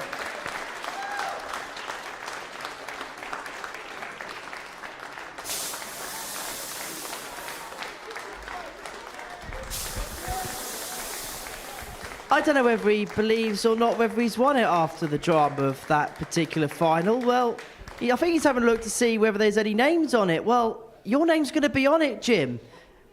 And he's now decided to put the trophy down. Well, that's going to go down as one of the all-time most interesting trophy lift presentations, that is for sure. Well, Jim Long, no matter what, though, has won week 2. He's going to progress his way into Champions Week and joining Tom Sykes there. But he had to come back from 3-1 down there against Shane Hayward, who had opportunities to win that final, but it felt like he saw the pot of gold at the end of the rainbow before he could touch it.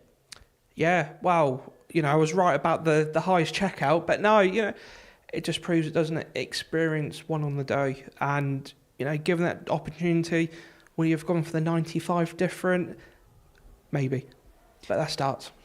As far as Jim Long is concerned, what grit, what determination, what bottle did it take for him to come back from that situation to then go on and win the final?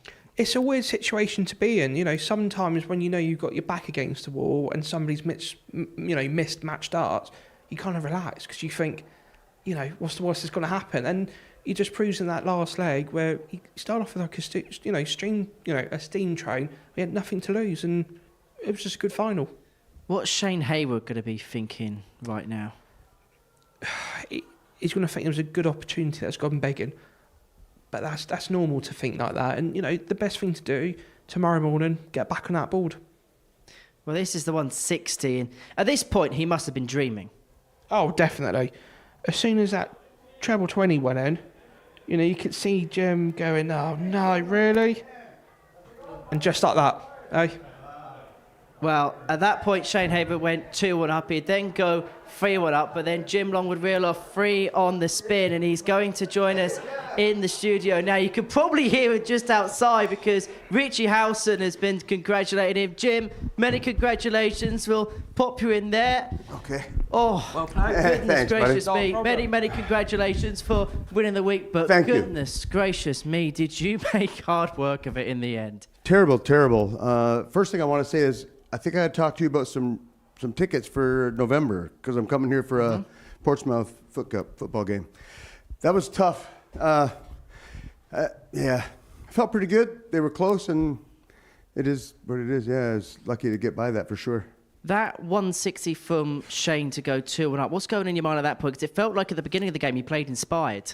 What's crazy is I didn't even think his second dart was a triple. And I was like, come on, Jim.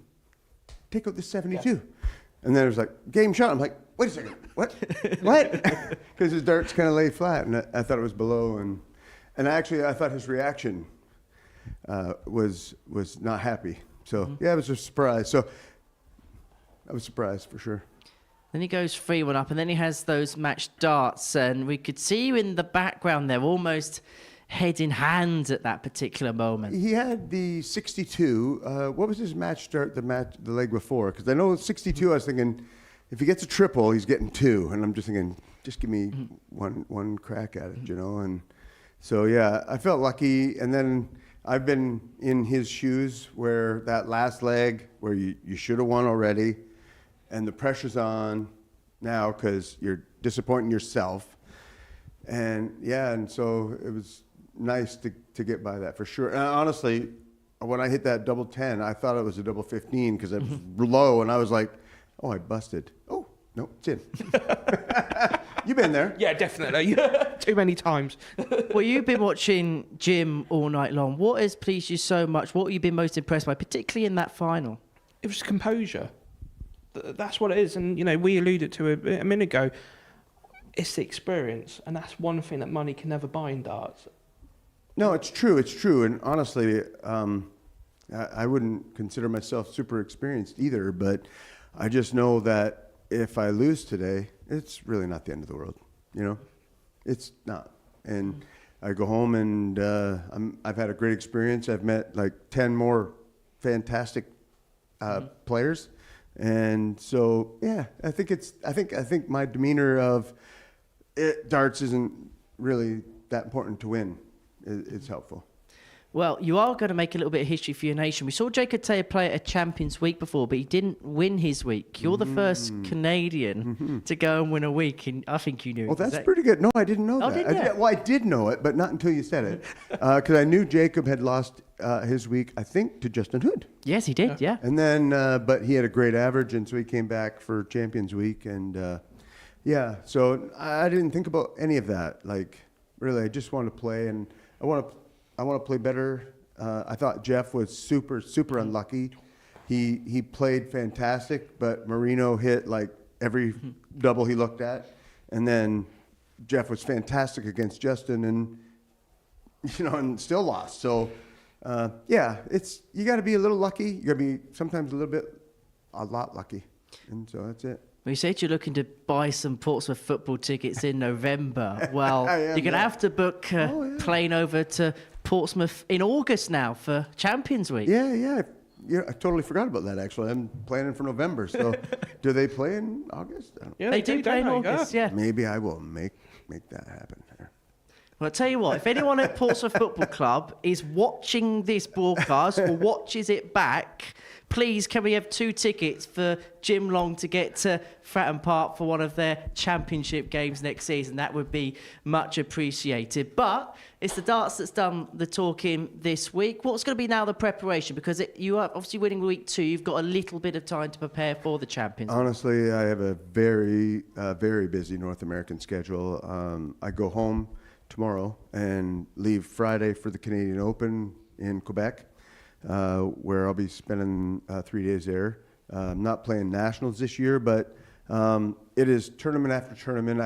I'm not playing one of the weekends in August, but I've got a lot going on. 2 CDC events in August, plus I might come back for a senior next month, just for the weekend. It'd just be for a weekend, which is going to cost me like an arm and a leg, but I got to try and keep my points. Yeah. You know what I mean? It's tough.